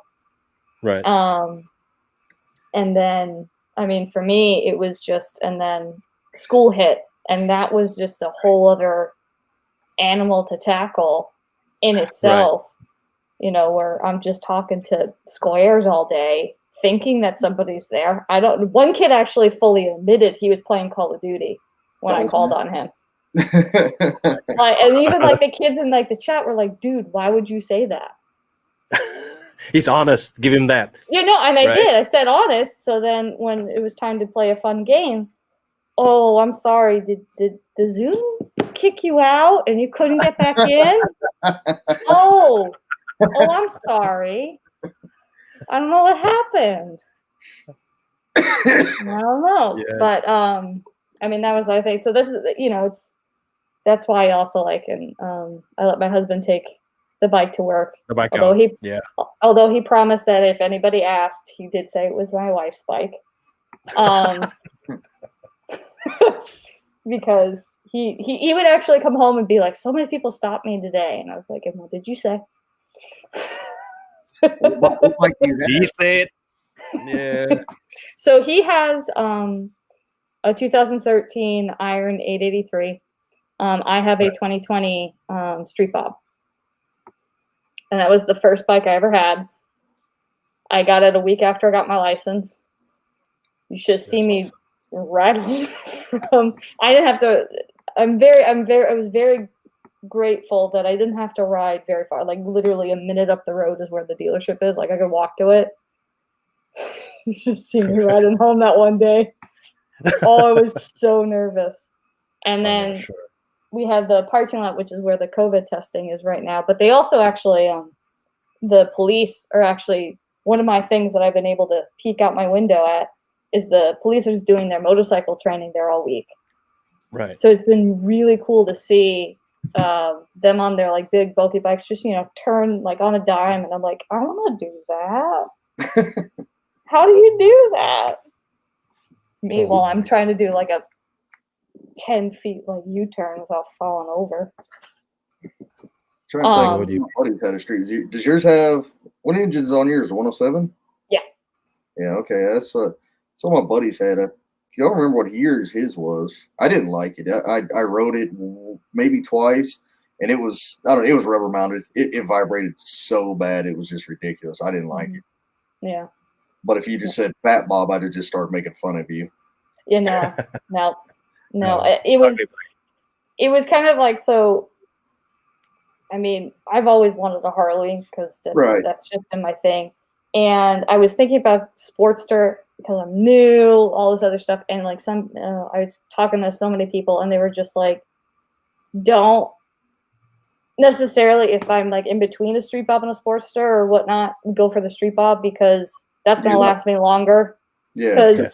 which would be true, which is 100% true. Like with me getting more into this than I realized, like, yeah, I would have been done with the Sportster by now and be like, all right, let's do the next thing. This is all these people that start out. I always try to tell them they want to go buy a Sportster. I'm gonna go get a Sportster. Don't buy a Sportster. Now, this is back when Dynas were still a thing. No, go get a Dyna. Go get a Dyna, because in 6 months you're gonna hate that Sportster. So most of them took my advice. Some of them didn't, and then they said, "Yeah, you're right. I hate this bike. It's a Sportster. Of course you hate this bike."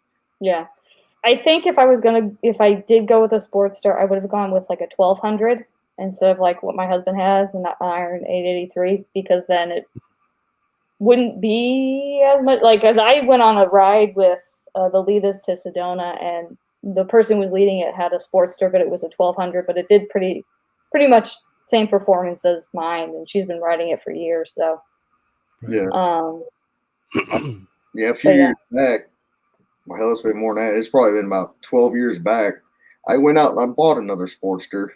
I bought a 1200 Nightster. When the Nightster models came out, I bought one of those because it was kind of a throwback to the 70s. It looked really cool. It was awesome. I had that bike 2 months. I couldn't stand it. It's like, no wonder I hate Sportsters so much. Yeah, I know what you mean. I mean, they're fast, they're nimble. You can flip them around. You can do whatever you want with them. But man, they are just so uncomfortable. They'll beat you to death. Yeah. And no, that's true. I need comfort. Yeah. Yep.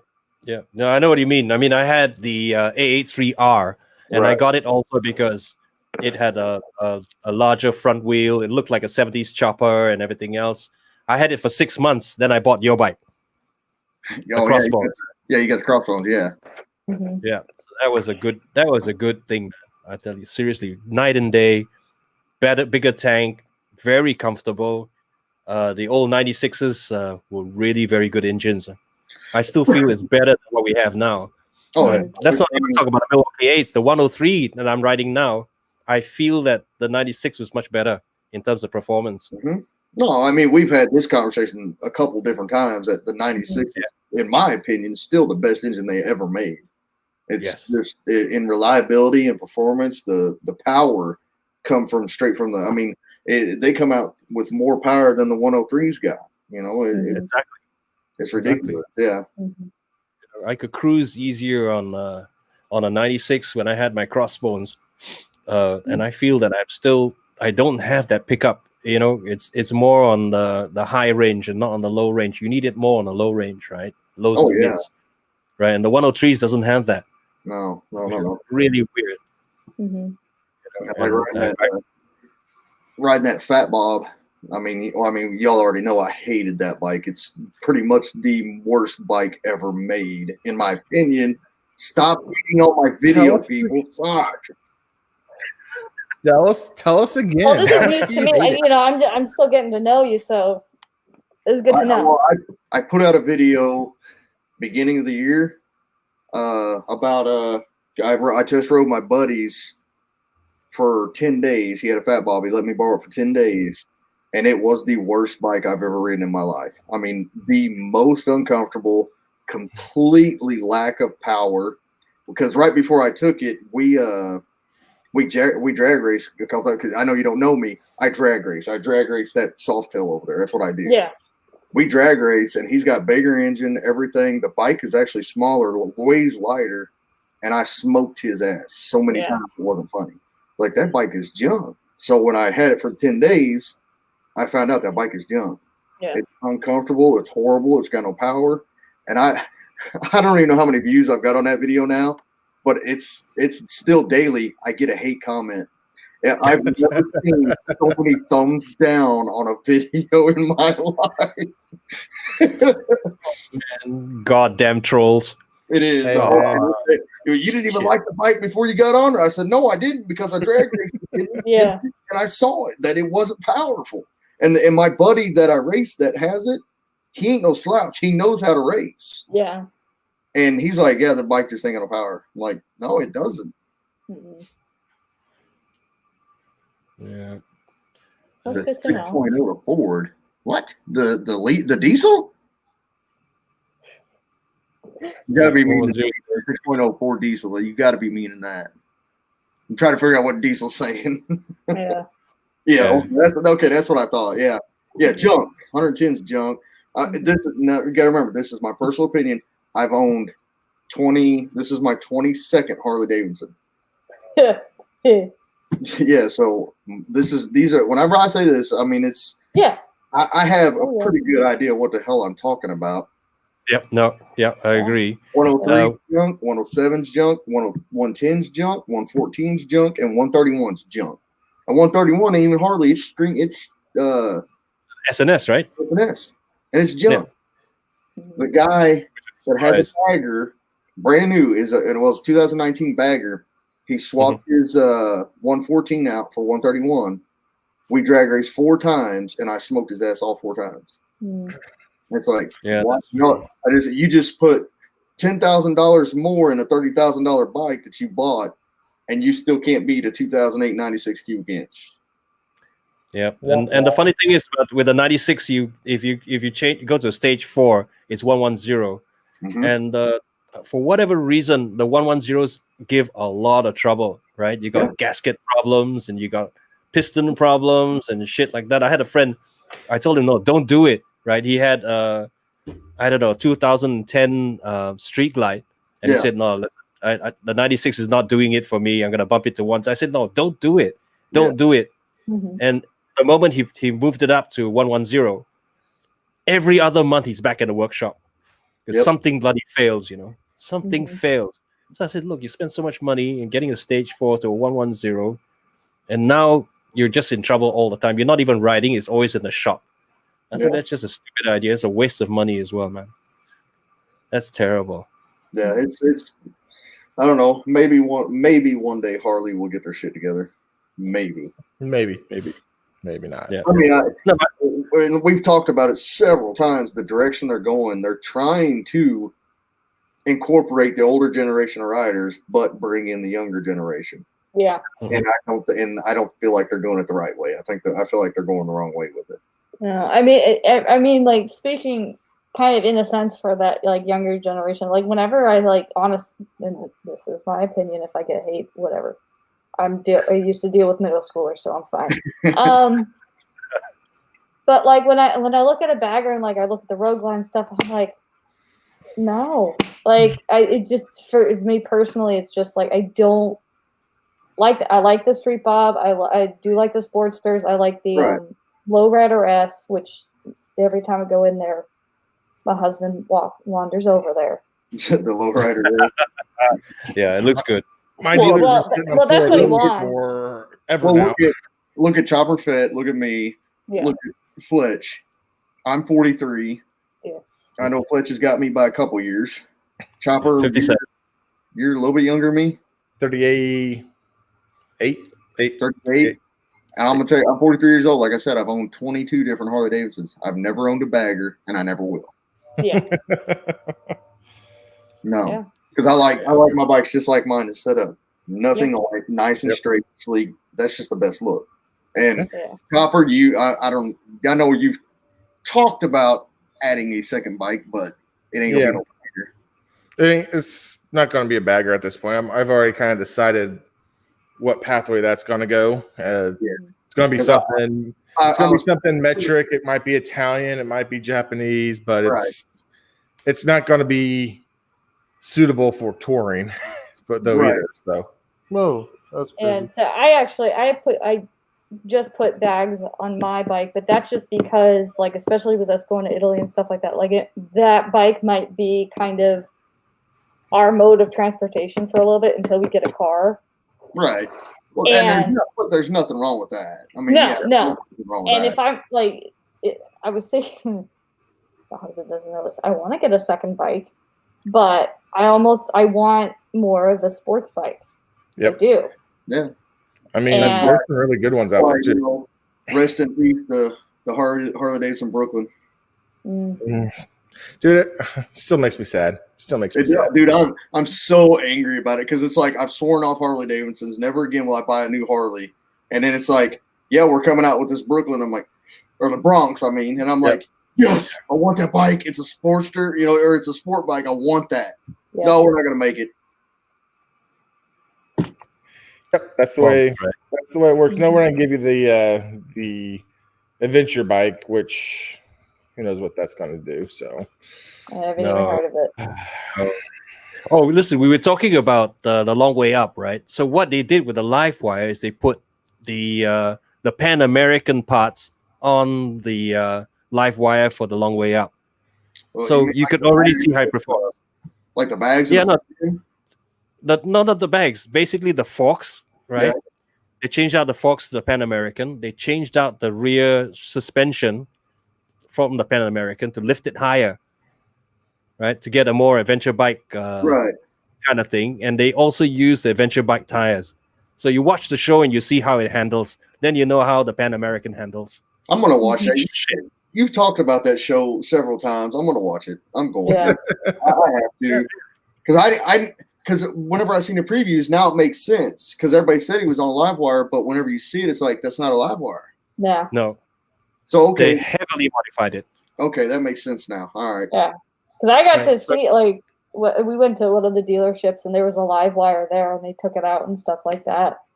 And I saw a picture. I was like, wait a minute. Okay, I know I'm blonde. I'm not that blonde. These do not look the same. No, they're not. So. They actually, they were quite specific about it. They had to modify it because they know they're going to take these guys on. I mean, South America, right? So you got winter, and you've got the sands and the gravel and the mud and shit, and that is adventure bike range. I mean, places, right, to go to. And now you're doing it on Harley-Davidson. So they had to change it out to the Pan. So it's basically an electric Pan American in a sense, right? Gotcha. They kept the chassis and everything else. They increased the capacity on the batteries, but they just changed out the forks. They changed out the suspensions. They even added the tires for off-road, and it's basically a completely different bike, right? It's not. You won't see that on the shelf, right? And it's still handled like shit. The number of times it dropped. If you look at the other series, right, they were riding BMWs. They had the GSA and the 1150. Right. That thing took shit. I mean, they literally crossed rivers and they went through heaps of mud and everything else. And they never really dropped it once or twice, right? But in this show, the guy was dropping it every other time on gravel, man, on sandy roads. That shit. Oh, it's not your bike. Why not? Yeah. Yeah. Harley sponsoring it, so no problem. I mean, I'm not dissing Harley or anything else, but at the end of the day, it's just you got to ride the bike that for what it's meant for. Yeah, right. Let's be honest. I mean, everybody knows. Well, we've had this discussion before. Also, I mean, there's a reason why I don't have a second bike sitting in here because I can't afford the second bike I want. I can't even afford the bike that I have currently now. Especially now, since that was one of those things where I didn't expect to not be working for this long. Yeah. I came up with a kind of a side business, but it still hasn't exactly taken hold yet. And I mentioned to my husband, I'm like, since you put me in this predicament, you're paying for this, huh? Yeah. Pretty much what I said. And so he's like, okay, but I'm not right to work every day now. So right. I mean, it's a fair trade-off. I mean, he also, he understood. He's like, yeah, no, we'll be fine. I'll cover it and stuff.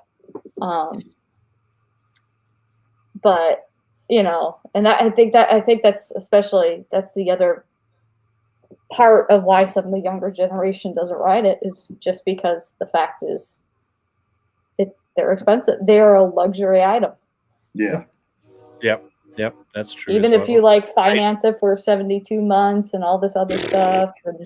Then you pay ridiculous amount for it. Oh yeah, I know that. Now, here's a question.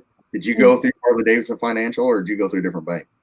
Yeah, I went through Harley-Davidson Financial. Yeah, so they just made a lot of money. I learned my lesson on one bike. I went through Harley-Davidson Financial, and I'll never do it again. And it was on that bike, and it was the end of last year. They hit me with a bill, said I owed them $1,200 out of nowhere. Jesus. There's like, oh yeah, you're behind $1,200. I got all my shit. Says, no, And they're like, no, yeah, you're behind $1,200. We're gonna come get the bike or you pay it. I'm like, whoa. Mike sitting What's right that, there. interest? Huh? What was the reason for that? Interest? Never got an answer. But I do know 8 other people that they did the same thing to. That I personally know, you know, so there's no telling how many people they actually did it to. Yeah. COVID tax. Yeah. Well, you see the bike's still sitting there, so Yeah. and I turned around, I was like, oh well, here, let me just go ahead and pay this off. I know what you mean. Yeah. Hey, Superman Kev, what's up? I was like, oh well, here, let me just go ahead. YouTube. Mute it. Yeah, you have to be YouTube. Hey, Superman Kev, what's up? Kev, you have to be your YouTube man. Oh, YouTube's on. Sorry. There we go. There you go. All right. Come on, man. What's up? Hey, how's it going, man? Hey, it's going good. Yeah. Is it winter there for you? Pardon me? Is it winter? Oh, is it winter? Yes. Yeah, it is. Yes. So what are your plans for winter? Well, I have got some fun planned. All right. I dyed my hair for the first time, so that was my plan. There you go. Yeah. I shouldn't say I dyed it. I lightened it a lot and threw some color in there. It's different for me.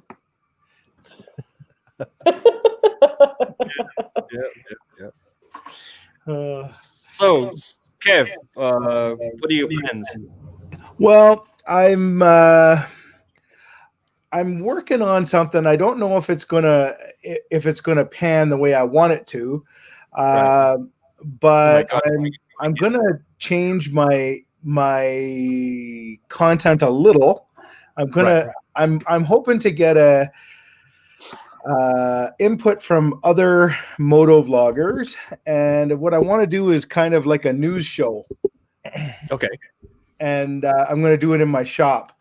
So we'll see how that goes. I've got a lot of content to last for quite a while yet. Like I've got my I've uploaded to the new year. Okay, that's cool. Oh wow! Jesus right now, you're like more motivated than I am. I have to edit a video. I should actually really be doing that right now. Yeah, I think I haven't uploaded them, but I'm edited through middle of January, if I remember right. Anyway, so are you? Oh, good for you. I've got one video backlogged and I'm done. I got nothing left. Oh, is that right? It's hard. Yeah. Wintertime is hard. Well, but also like I've been doing this for almost 5 years. I'm out of shit to do. Like I've got nothing else to talk about or nothing. Well, you know what? I'm different than you guys because I act stupid.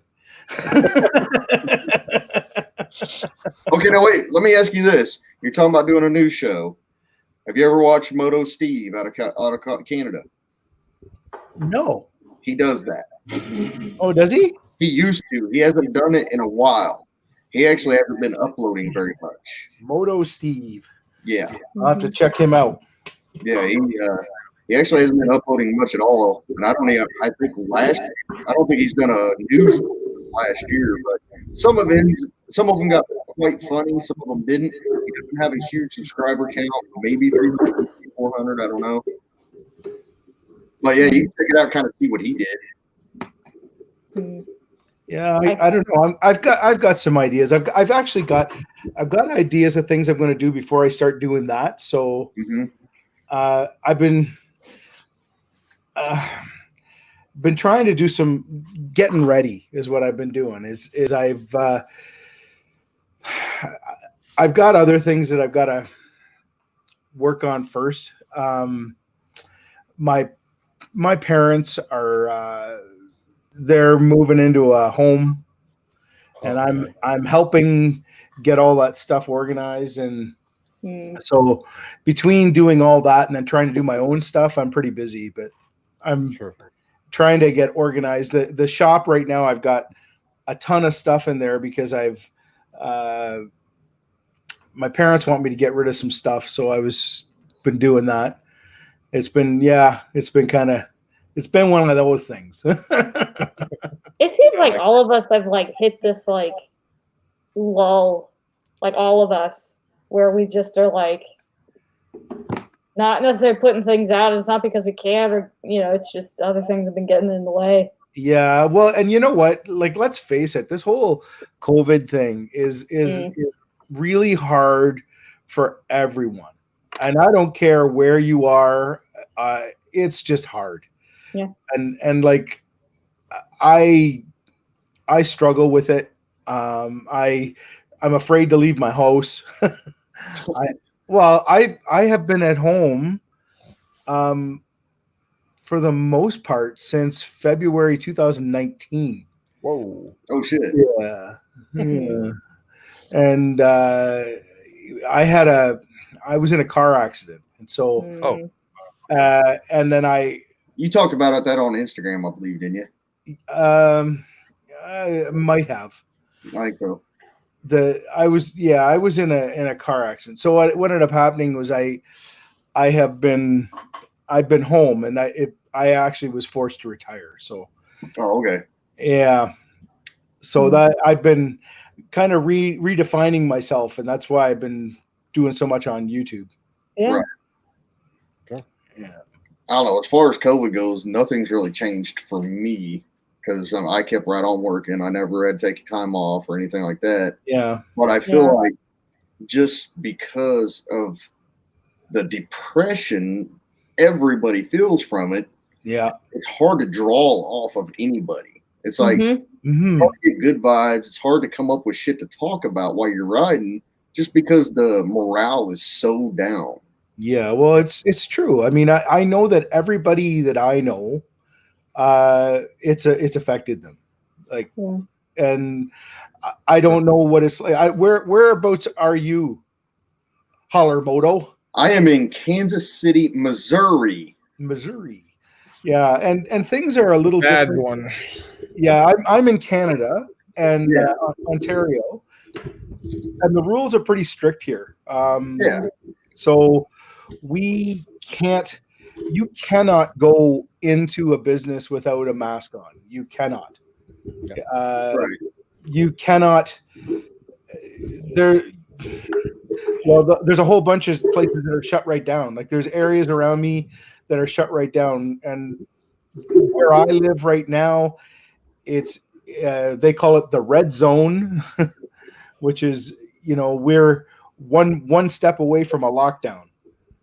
So I have just stayed home. I don't want to I don't want to be out there.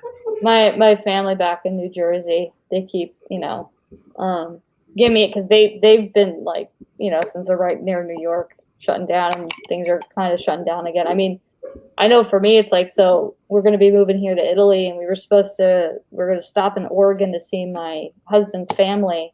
And my parents were originally going to come out and meet us, and that's not happening. And we might be in Italy for 3 years, and it's tough. Like, and partially also like said, my brother has been, which I find too with like some of the younger generation, like younger than me, have really been scared by all this. Like, I think he even thinks like we shouldn't even be stopping in Oregon. Like we should be just heading straight to where we're supposed to go. It's because it's not like we're wanting to go there. We're not having family Christmas. Yeah. We were here for Thanksgiving, stayed here, even though we had the opportunity to go to Utah to see some family and stuff, but it was just, it's brutal. Like both my kids, like my one son lives about 45 minutes away from me, and the other one is 30 minutes away, and I'm not going to see either of them. Like we're just not doing it. And the other kids we're not seeing either. Like all of our grandchildren we're not going to see. It's going to suck. Yeah, I know. And like when I was teaching, all the kids are like, well, when are we going to go back? When are we going to get back? But then it's like I have this kid not dropping out, but like this kid's getting sick with it, and I'm like, this is what's happening. Like, yeah, I know it's scary. Yeah, but I'm also like, well, will you even show up? Because you're not even showing up now. Yeah, you're not doing anything. Yeah. Oh, the thing that I find is, like, even riding like this year has been way different because, like, you can't go for a ride to go somewhere because there's nowhere to go pee. Oh, yeah. There's nowhere to sit down at a restaurant. Like, you couldn't, if you were getting like a hot dog at a hot dog stand, but or something like that. But it sucks. It sucks. Mm-hmm. You couldn't go anywhere. Like, you couldn't. I wasn't comfortable going and staying in a hotel because I don't want to. Yeah. And so I just didn't go anywhere. I stayed home. I never went farther than about an hour from my house. Mm-hmm. I mean, with Kansas City and Holler, you can speak on your side of the border there, but the only thing that changed for me really as far as the riding season went was I carried a mask in my back pocket. Yeah. Because everything remained open. Everything was fine. So, like, it's just weird how, like, different parts of the country are like now. Granted, we also have like giant case outbreak and everything right now, but I mean, I didn't let it get to the point where it stressed me out per se. Now, I'm not judging or anything like that, Kev. I mean, it is worrisome. Like, I was actually worried over Thanksgiving for my own health and meeting up with family that I don't normally meet up with. But it's it didn't let it change my riding season, but it sure did have an impact elsewhere though. So I get it. On this side, because we're me and Chopper Fett's 40 minutes from each other just across state lines, and for this side it was the same thing. I didn't even take a mask with me because I just wore my helmet everywhere I went. If I went inside, my helmet. I've done that a couple of times too, but I've had people say, hey, you need to be wearing a mask. I got a helmet on. Yeah, that's not enough. I'll leave. Yeah. Well, I guess it's good enough. I was like, here, let me sneeze, see if you get air comes in, it doesn't really go out of these things. Right. Yeah. I like, what's safer than a helmet? I mean, really? I don't know. I don't know. It's just, I guess maybe it's just because I'm old school and I've lived through so many things. This whole COVID thing has not worried me that much, but I guess it's because I didn't even plan to be alive this long in my fucking life, and taking me out. Yeah, I know what you mean. I mean, for me, it was. I think we were a bit more stricter, right? We, like I said, initially it was lockdown and then open up in phases. I know Ms. Motorteach was talking about earlier that even though it was a lockdown, social distancing means you can ride by yourself. But in the 2 months, I think it was March and April that we went into a lockdown, those 2 months, they didn't even allow you to ride. They said, no, really? Shut up, stay at home. So, like, in terms of people like us that were always going out and riding and everything else, that was the toughest 2 months for me. Oh, yeah. Because I couldn't go out, right? Everything was closed. You just order in or you cook, and you couldn't ride. And I had friends that told me that, that you had a bad temper before. You're worse now. You're worse now. I said, yeah, what do you think? I'm stuck here at home. God damn it. I can't go out. Because what happens for me is that when I'm frustrated, right, I would just jump on my bike and just ride across the border, and ride as far as I can and stay at night and then come back. And that's therapy for me. Yeah. Dude, even 20 minutes on a bike is enough. Even, right? Is enough to change your attitude. Exactly. But we could even do that. We could even do that, right? Like, so for me, like what you're talking about, I completely get, because like in November here, I've managed, I was riding right up until the 29th, and then we got snow, a lot of snow. But my mood is so much better when I can go out on the bike. But when you're stuck and you can't, that sucks. It just sucks. Wintertime is horrible. The only thing stopping me from riding is that bike or the weather. That's the only thing that'll stop me. I'll be out on. Ain't nobody gonna tell me I can't ride. I had the idea of like getting one of those VRs, the Oculus and whatnot. Like I thought about it at one point. I was like going down to the garage, sit on my bike, put a fan in front of me, and put that on, and then you feel like you're riding. There you go. You know, you could turn the bike on, just keep it in neutral, of course, because you know. You might want to open the garage too. Yeah, no, yeah, that too. That is true. That could be your last ride. Yeah, it could be the last. It'll feel real good. It's funny that you say that because I think if I remember correctly, at the height of COVID and everybody's locked down, Belle's Rides Moto did exactly that. She did a video, right? And then she put a TV behind her or something. And Mr. Mustache as well did it, right? And they pretended to be riding, which is cool, right? At least you think you're riding, and he put literally he put two fans in front, and he had a big screen TV in front of him, and it was really pretty cool. So you know, we do what we can do. You know, I remember though I had like one day this summer, so things had just kind of reopened again here in Arizona, but it was like 110 or something like that, and our air conditioning, of course, breaks, and I don't know why. I decided this was a good idea. I was like, you know, let's clean the kitchen. Oh, sounds like a great idea. Oh yeah, we had like a temporary. The complex gave us like one of those temporary ones, and we had it only in one room. And me and my husband fought over something stupid. It was like, which shelf does the milk go on? And the middle shelf. That's where it goes. Yeah, we won't talk about that now. Goes in the door. Everyone knows that. You can't fit it in the door. It's not big enough. The bottom of the refrigerator is the coldest. You should keep all your drinks on the bottom of the refrigerator. But anyway. That's just where the milk can freeze. So, you know, there's that. Well, if you keep it in the front. And see, again, I'm not going into this right now. Sorry. But no, so like I got so mad. Like I threw a shoe, not at him or anything like that. Like he had gone upstairs, and of course he goes to the room that only has the air conditioning. But I didn't say anything, and I got on my bike, and it was one of those like movie things where like he runs out as I'm riding away because he has no idea where I'm going. He thought you're gone. He's like, I don't think. Well, I don't know here. if we were. No, we were married by that point. No, we weren't yet. Okay, yeah. But it still, my regret was the fact that it was 110 out, and I thought that was going to help me calm me down. That just made me more mad. Well, it made me more mad at myself because I realized how stupid I was. And then you ride, and then you ride around with swamp ass. Yep. and I came home.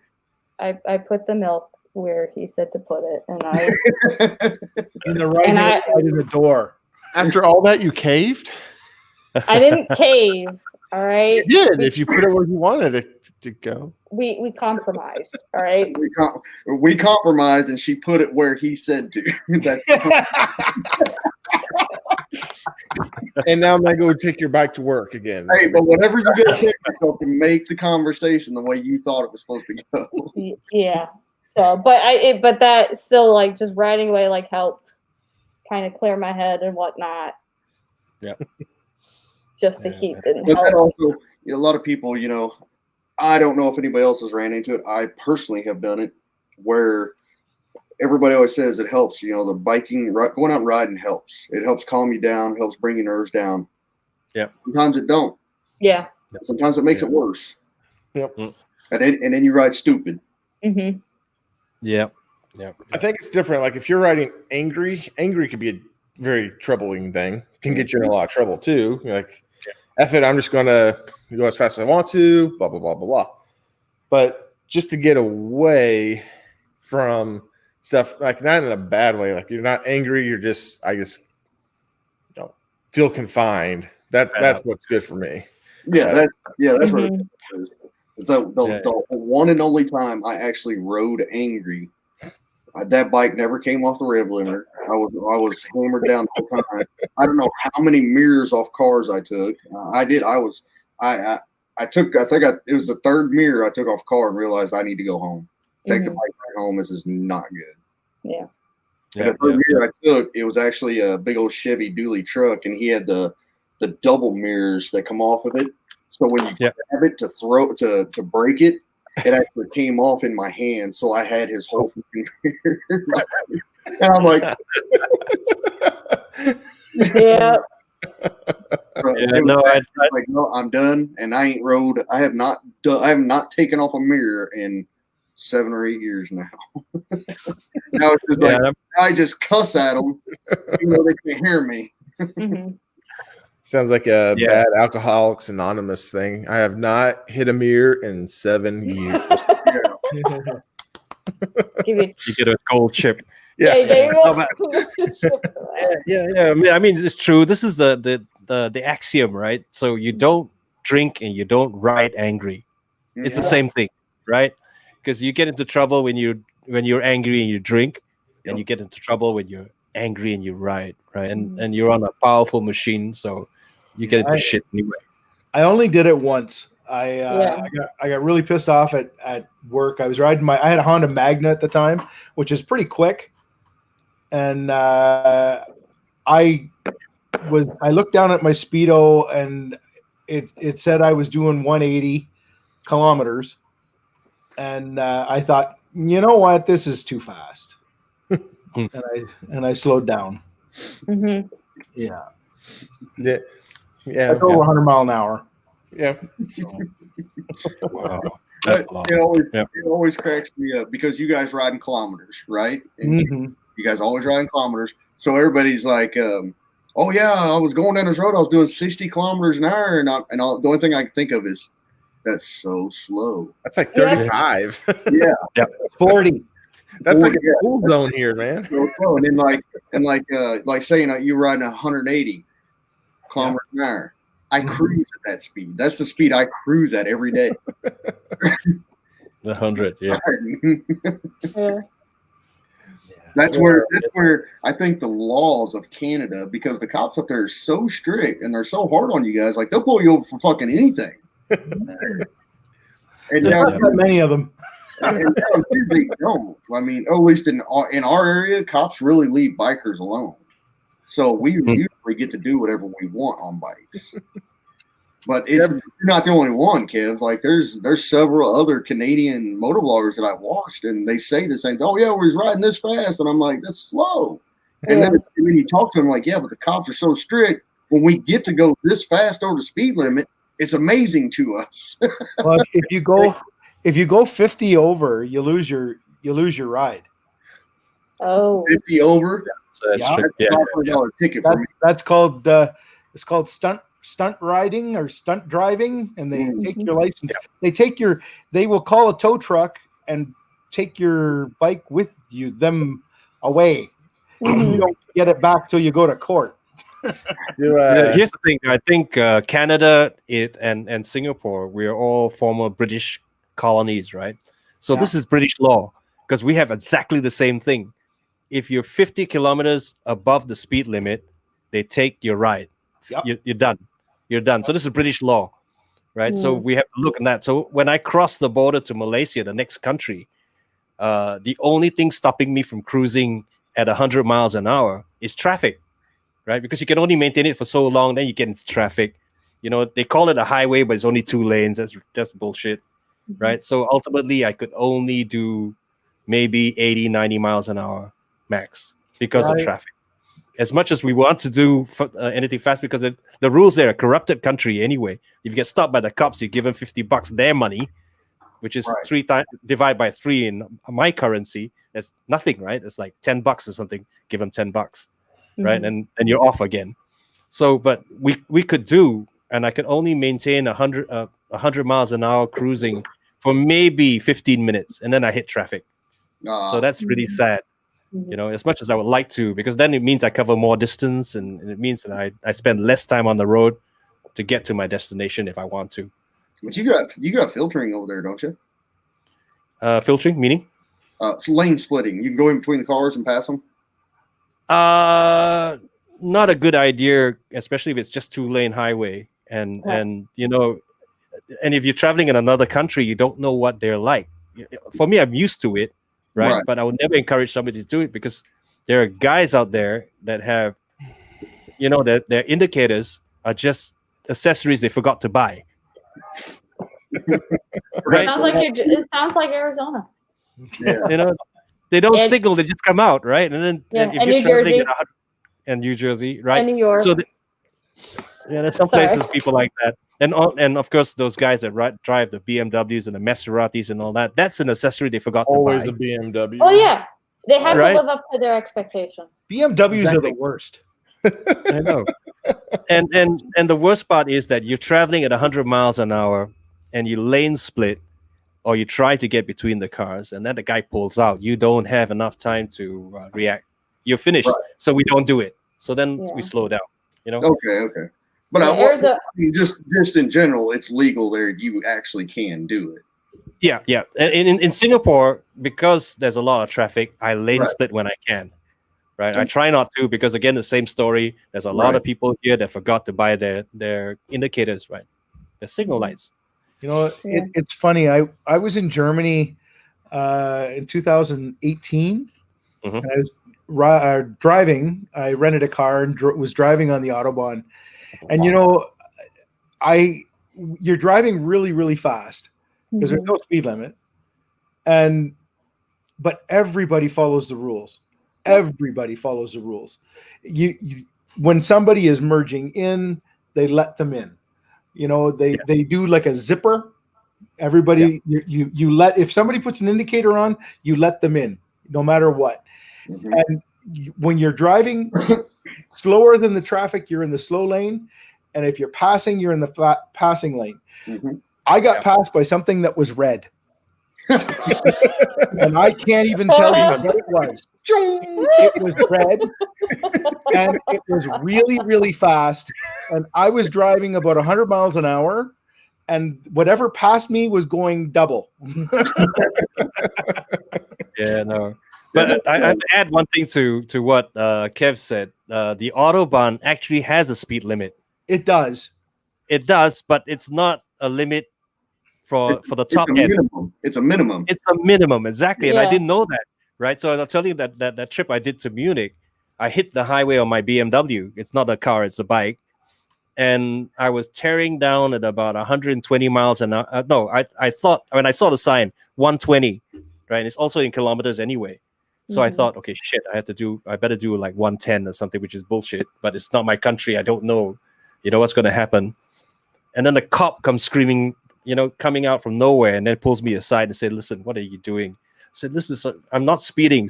I was doing 110. If you're doing 110, get off the highway. You're supposed to do more than 120, right? Right. Well, so I hit. Yeah, what they do is they change they'll put a speed limit at on the overpasses.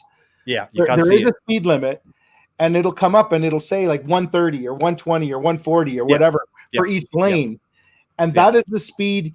You can't go past that speed when those come up. Yeah, and because they won't let you they monitor the highway, and when there's something coming up ahead, they'll slow the traffic down so you never get into gridlock. And that's why they all follow the rules, because then you're always moving, right? Yeah. But it's it was like I said, I got passed by something that was red, and I can't even tell you what it was. I don't know. It went by me so fast. I have never seen a car go that fast. I don't even know what it was. You sure it was a car? I was going to say the car. It was too big to be a motorcycle, but it was going really fast. It was really low. Here in the good old United States, we have the passing lane, and then we have the travel lane, and we have the slow lane, or you have the passing lane and the travel lane, or slow lane, whatever, if it's a 2-lane or 4-lane. And then you get these assholes from Kansas that want to get over in the left lane and just go 50 miles an hour in a damn 70-mile-an-hour zone. I know. Don't you hate that? And let me tell you about all these truckers from Missouri who want to go 55 and a 70 down I-70.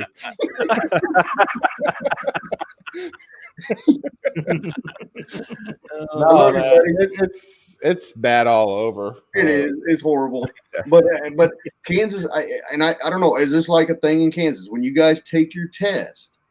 Do they immediately tell you, no, get in the left lane and just stay there? Stay there. Don't go fast, dude. Slow everybody down and piss them off. I learned to drive in Texas, so I don't know how they do it here. I'm telling you, every single time I get behind a car and I'm stuck in the left lane, Kansas fucking plates. Every time. Of course, because that's your mind is probably actually a Missouri plate, but your mind just perceives I hate Kansas so much. You want to formulate and see a Kansas plate. God damn Kansas people, got like a Jayhawk on it just to mock you. Oh yeah. That no, I'll start getting dreams off again. Yeah. Damn Jayhawks. I can just say that I've been stuck behind a Kansas and a Missouri driver going too slow on the highway. So it's just, In Arizona? In Arizona and in Pennsylvania and in New Jersey. I guarantee they were lost. Yeah. Yeah, no. If I do see that, I've seen like a couple of like New Jersey and New York plates. I just look over and like, are you lost? What are you doing here? Right. How'd you make it here? I've seen quite a bit of New Jersey plates here lately around Kansas City, and they are nice enough that when I get behind them in the left lane, they get the hell out of my way. Yeah, well, they're used to New Yorkers being up their butt all the time, right? And they like New Yorkers don't believe that there's a shoulder at all, or even just like an on ramp. They just go right in and just get out of their way. Shoulder's the passing lane. Yeah.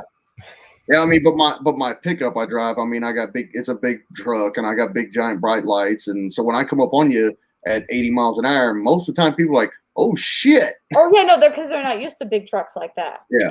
Because like in New Jersey, if you have a big truck like that, that's just, you're trying to just say what you have or maybe what you don't have, but you don't really actually use it for its intended purpose. It's just like for show. Right. But then you get a New Jersey person out here in the country, and it's like, oh, this dude probably got a gun. He's probably going to shoot me if I'm And I do. I got two. So, yeah. Well, that's like here in Arizona, it's constitutional carry out here. So you don't know who has what or whatnot. Yeah, we got the same thing here. It's constitutional carry here. Yeah. My husband was very excited because he got a riding jacket and it has like a concealed carry pocket. Has he actually used it ever? No. Yeah, my leather jacket actually has two of them. Has double on the inside. They can go like this, like a Keanu Reeves. Yeah. Well, going 80 down the highway, and they can just pull a Subway sandwich, right? Yeah. I've only used them once. I think I've only put one of my pistols in there one time. Other than that, I've never put them in there. Yeah. My vest has got two pockets, but I'm in Canada. Yeah, you're in Canada. You don't even know what a gun looks like. Actually, you know what? That's not true. Did you know? I've seen one time. One in a movie. Did you know that we have more guns per capita than they do in the States? Well, it's not really that surprising. We have a lot of guns. Nerf guns don't count, right? No, we have a lot of guns. We have a lot of hunters, but you can't carry a gun with it. Like you can't carry a gun. No. I'm trying to think of where it's at. I can't remember who I was talking to from up there, but like if you want to go to the firing range to shoot your gun, you actually have to call the police and let them know you're going. Yes. You have to say, this is the route I'm taking. You're not allowed to stop. Right. You have to go straight there and straight home. You're not allowed to stop. Yeah, because that's a restricted weapon. You're not allowed to have you can't own a handgun here unless you have a restricted license.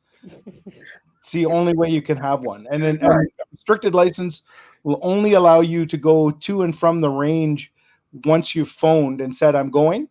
And if your car breaks down, you have to call the police and say, listen, I'm on my way to the range. My car broke down. I am here. Can you come? They will come. They will put take the firearm and put it in the police car and in a lockbox and take your car to the garage, all that kind of stuff. Yeah. Yeah, let somebody try to tell me I can't take my gun somewhere. You know what? Well, I was listening to the Meat Eater podcast, and they had what's her name? But she goes to competitions and stuff like that, and she was talking about how like she can drive from like Connecticut to like down south for a competition, but depending on the laws and stuff like that for like the states, like if she's driving through, you know, as long as she like tells the cop if she ever gets pulled over and whatnot, it's fine. But if she actually like stops in like New York with her fire, like that's a big deal. Yeah. You You know? got to basically take the gun completely apart and then put the parts separated from the vehicle. I mean, and that's true. I mean, it's no joke. That's what you got to do. Yeah, and we actually so we have our handgun, but obviously I don't think we're allowed to take that to Italy with us.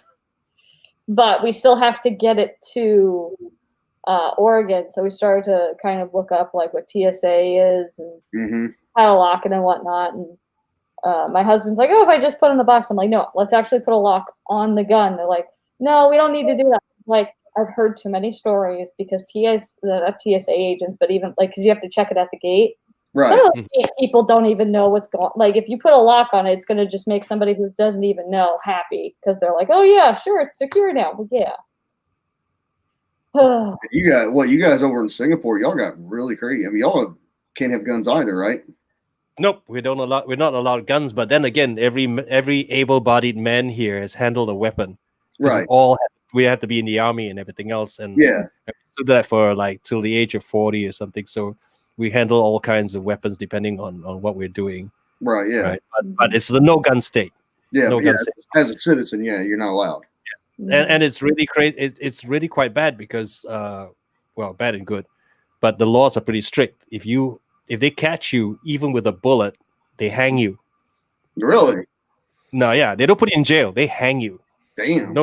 No questions asked, because in the old days, in the 80s and 70s, we had a lot of gangsters and they had guns and everything else. So the only way to put a stop to it was like, I hang you.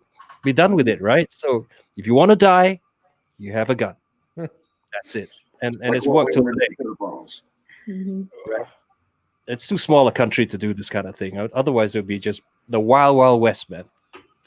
And it would be called the OK Corral, not Singapore. It was that bad, you know. I was a teenager when they still had shit like that, and I mean, literally had gunfights in the playground. That's that crazy. Damn. Then they decided that okay, enough is enough, right?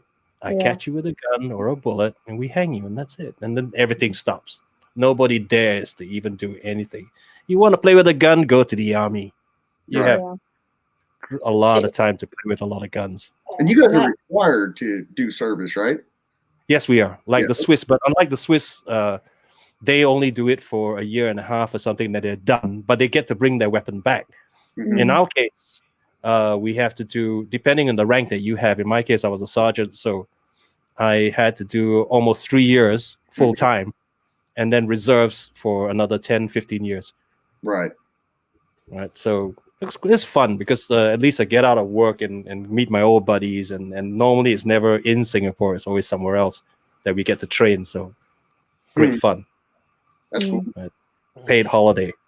I thought about joining, but then my grandfather yelled at me. So and he never like yelled at me, and I was like, okay, never mind then. Because he was like, he's like, I didn't serve so that my granddaughter can serve. And he drove a tank. Oh, right. So I thought, it was very interesting because both my grandfathers, one was served in the U.S. and one served in the Israeli. They both were tank operators. Wow, tankies, cool. Tank operators. Okay. You're in Arizona. You're getting ready to move to Italy. You say move to Italy. What you mean is being stationed in Italy because of your husband, right? Yes. Yeah. And he is Air Force? Yes. Okay. Yes. He actually technically his contract was going to be up in February. He'll be in for 6 years, and we had just started the separation process. Right. And it was one of those things. We walked into the meeting, And he told me before he even got there, he's like, they're going to say, try to keep me in, all that stuff. But there's no more re-enlistment bonus for him. They took that away. Mm-hmm. And what do you know, a week later, he's always wanted to go to Aviano. That's been on his list since he signed up. And they're like, oh, we're going to send you to Aviano now. I'm like, huh. And he didn't even hesitate. He called me the same day. He's like, you want to go to Italy? Which is actually how he proposed to me. He didn't actually say, you want to marry me? He goes, you want to go to Italy? I was like, well, there's only one way I'm going with you. He goes, I know. When do you want to go to the courthouse? Such a romantic. It was thinking the same thing, And yeah, and it was very funny because actually I met you guys like a week or two when I was in New Jersey. The funny part was that happened 3 weeks before I met you guys. And then I had the trip scheduled to go to New Jersey to visit with my family for 3 weeks. So literally 2 days after I got married, I went back to New Jersey with my parents. Good Lord. And it was fun. It was very funny because some people are like, oh, how does it feel being married? I was like, it's great so far. so far, so good. Yeah. But, yeah. And he didn't re-enlist yet. They actually are letting him extend his contract to cover while he is in Aviano. Yeah. He's on the fence just because he did make staff, but he's a maintainer, so he's avionics on the F-16s, so he does all the wiring and stuff like that, which is why when he helped put the bags on my bike, I was very thankful that he knew how to wire things. He can tell you too. Like, I cried because I was like, it's my baby. He had to cut a wire, and I was like freaking out. But he's having a tough time. I don't know if it's just with how everything's being run in general, or just like this base or whatever it is. So I'm kind of hoping once you guys get there, the decision will become a lot more clear. Yeah. When do you leave? Well, we were supposed to be there by November 31st.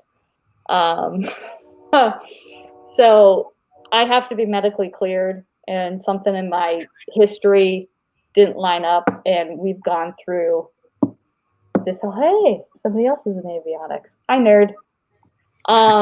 It's okay.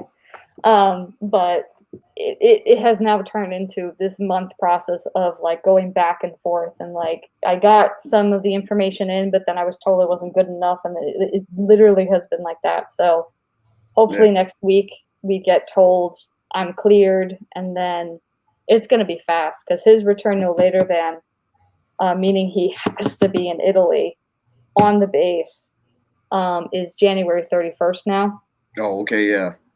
But it will take, because I can't get my visa without his orders, and that will take a 2-week thing. But I found out I didn't have to stay in Arizona; I just have to be stateside. Yes. So we're thinking that first week of January is when we'll be there. Mm-hmm. And if for some reason, I'm not going to even say it. I'm going to be clear. We're good. Yeah. Positive thoughts. So you got to be COVID tested and all that stuff too, eh? Yes, we actually do. We have to get a rapid test at least 2 to 3 days before we get on the flight to go to Italy. When we do get to Italy, we're going to be quarantined for 14 days. We may fly into Aviano, like we might stop, because last time I heard we were going to Seattle to, I want to say, Munich, and then it was like flying into Vienna, because the base is about 50 miles from Vienna. What is that? Bless you. Nico, yeah, right. Yeah. And then he's a good guy. Yeah, so then we'll be 14 days quarantined automatically, regardless, because that's Italy's rule. And then we have, normally we'd have 10 days, but now we have, I think, 16 days for house hunting because there's no housing on base. Right.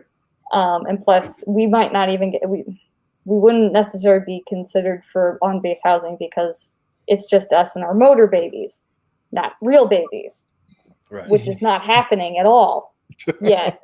Right. Saying that to anybody who's asked me. No, thank you. Have a lot of people here asked you? No, not here. But I'm just putting it out there. I actually had a student once. I brought up like me being a mom one day, and they grimaced. They're like, "Ooh," and I was like, "What was that for?" And it came from like a student that I did not expect at all. Like it was a sweet girl, and I was like, "What?" It's just like, "You having a kid? They're gonna be crazy." And I was like, "Thank you." Outback. What? Someday. Someday. Not anytime soon. I have a motor baby. I'll have a fur baby. And then we'll, if I could keep the fur baby alive, then I will start to raise a life. Yep. Maybe you should start with a plant. I have them. They've been doing really well. They've been doing really well. You can't go off that because I can raise kids, but I can't keep no damn plants. The human population would never repopulate if we couldn't keep a plant alive. That was the criteria for it. Yeah. But yeah, no. And then it could take up to 2 months for our stuff to get here, including the bikes. Mm-hmm. But that's why a lot of people they just sell their shit or they park it in someone's shit before they leave.